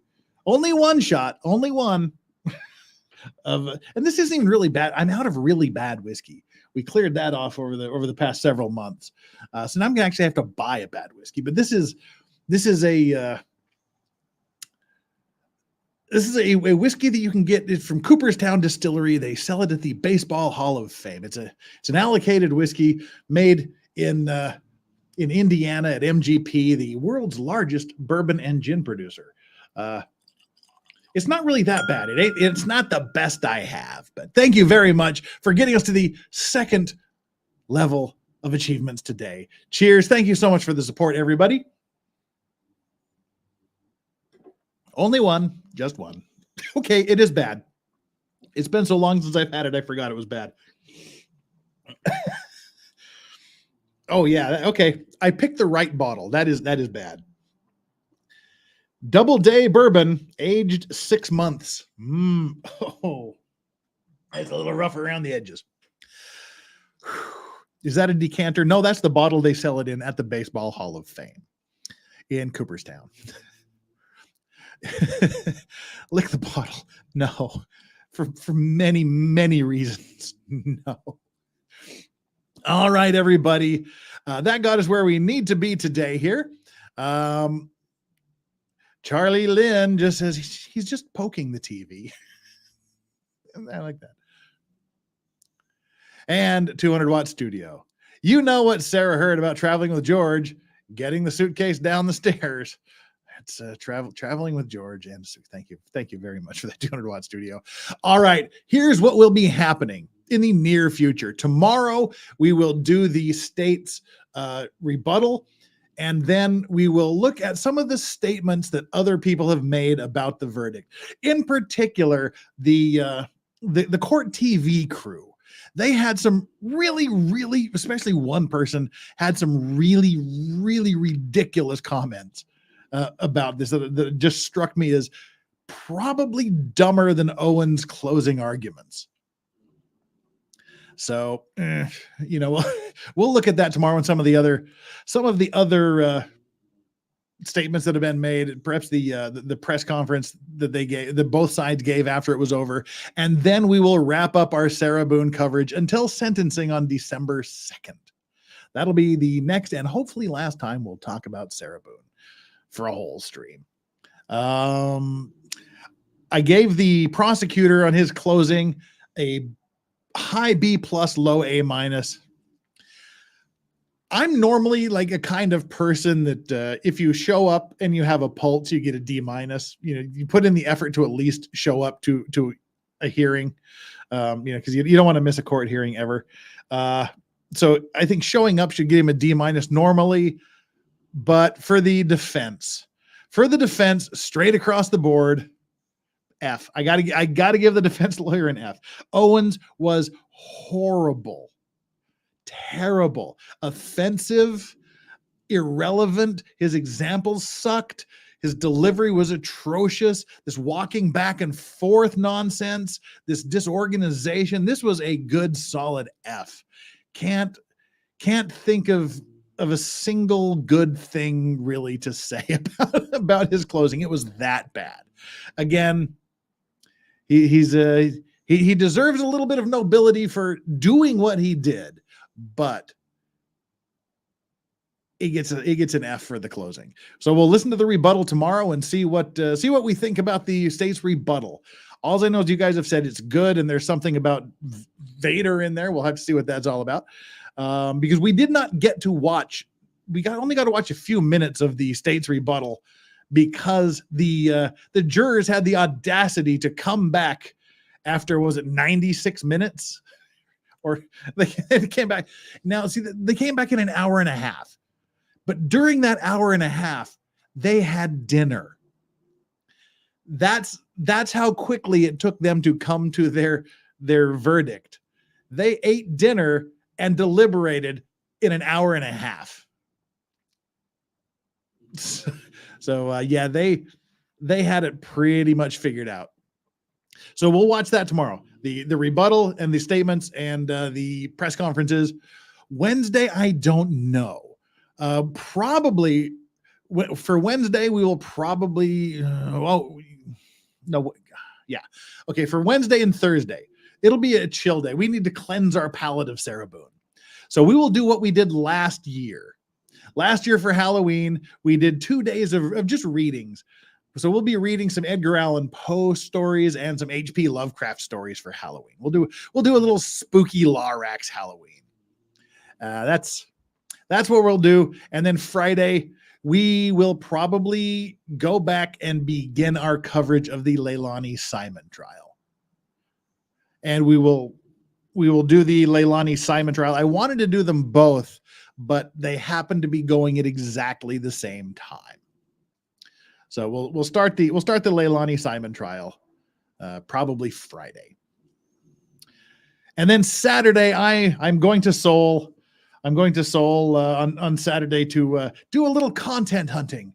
I don't know if any of you know who Johnny Somali is, but he's in Korea making an ass of himself. And weirdly,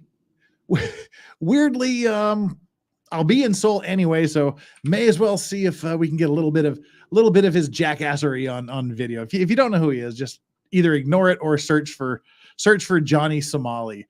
He's this American guy that just runs around other countries insulting and enraging people, and I don't know how he's still able to do that. But weirdly, I made one very, very throwaway post about him yesterday, and this little old Lorax is dealing now with going viral. My Twitter post about Johnny Somali because there's a bunch of Koreans that are actively hunting this guy. They're actively searching him out and just punching him in the face whenever they can see him, whenever they find him. And apparently, rumor has it here in Korea that there is a group of people that are crowdfunding a defense fund for anybody that needs it in relation to him. But I made this one post that I thought was just a ridiculous throwaway post. And what are we looking at now? Right now, my throwaway post has currently, as we speak, is this it? No, there it is. This weird throwaway post has 6 million interactions on Twitter. It's got 5.1 million. No, it's got, I think, 5.6 million views. 5.6 million views, which is so weird. 5.6 million views and 6.4 or 6.5 million impressions. I had to turn off my phone because it's going a little bit crazy. I had to turn off the notifications on my phone. So yeah, that's kind of weird. Little Larax is going viral on Twitter. 6 million views on a single, 5.6 million views currently, and 6.4 or 5 impressions. So I think it's kind of funny, but he's in Seoul, I'm in Seoul. We'll happen to see if our paths cross. If they do, I might need that defense fund. So anyway, that's just a weird thing. I thought it was hilarious. I looked at my Twitter at lunch and went, what? And that was when it was 100,000 views. I was like, okay, this is crazy. And now we're sitting at 5.6 million views and about a million more. What are they? I hate that they call them different things. Impressions. Yeah. So the views and the impressions are different. So that's kind of funny. Oh, it was just a post saying Johnny Somali's being actively hunted by Koreans. This ain't Japan, my man. Things go differently here. And it's a video of a guy beating him and his friend's ass. So, yeah. All right. There we go. So I'll be doing Sarah Boone Wednesday, Tuesday, Wednesday. God dang it. Tuesday, Sarah Boone. Wednesday, Thursday, we'll be doing Halloween readings with Larax. And Friday, we'll do probably the Leilani Simon trial, and we'll begin it. And then in the weekend, I'll be up in Seoul. All right, everybody. Thank you so much. Should we send you somewhere? Is there somewhere you want me to send you? Is there somewhere y'all want me to raid? Where should we raid today? Let's see who we can raid. And then we'll shut this bad boy down and I'll get some sleep. Let's see here. I have to go to my page, my studio, my page, my studio, my comments, and my content. Is Meme still? No, Meme rated us a long time ago. Meme Copium was live, but he rated us an hour and a half ago, maybe. So we're going live. Here's our live stream customization. Redirect to currently readily available. We have Trial TV. Trial TV rewatching Chandler Halderson. Oh, we need to do. Well, I'm going to send you over to Chandler Halderson. If you don't know the Chandler Halderson case, if you don't remember that case, Chandler Halderson allegedly shot both of his parents, chopped them up into little pieces, tried to burn them in the fireplace, and then scattered their body parts around the neighborhood, including the lesbian neighbors' swimming pool area. It's a weird story.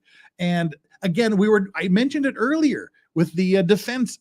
The defense's opening statement was about 30 seconds long. It was, there was a rush to judgment to keep an open mind and review the evidence. Thank you very much. He was trying to roast his parents in this fireplace in June.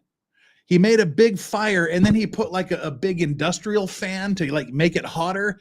And the fire in his fireplace in June was so bright that it was caught on a Ring camera all the damn way down the block. And yeah, oh yeah, Fluxy. Yeah, there was his girlfriend's aunt, I believe, and her lesbian lover had they would swim topless in the pool with him and drive their it was like a 4-wheeler or a golf cart around, and it's a whole thing. It was really weird testimony. But yeah, Chandler Halderson case, and the big question was, did he take a nibble? Did he take a little taste? And as I said at the time, I this was before I was streaming. This was about 3 years ago, I want to say. It was before I was streaming, but I was telling people back then, even if he did take a bite of cooked parent meat, that was probably the least horrible thing he did. And this is Wisconsin. We went Chandler Halderson, and then very shortly after that was the whole other business, the shabusiness, the Taylor shabusiness. There's something in the water in Wisconsin. I don't know what it is, but there's something, because it was Chandler Halderson, then the Taylor shabusiness hot on his heels. So, all right, we'll send you on over there to our Chandler Halderson trial. Now, when you get over there, make sure you tell him Legal Vices sent you. His channel is criminally undersubscribed. And if you watch the earlier part of the Sarah Boone trial with the good audio, it came from him. All right, everybody, we're going to send you on over there. Mods, thank you so much. Thank you so very, very, very much for being here and doing your Moddy best.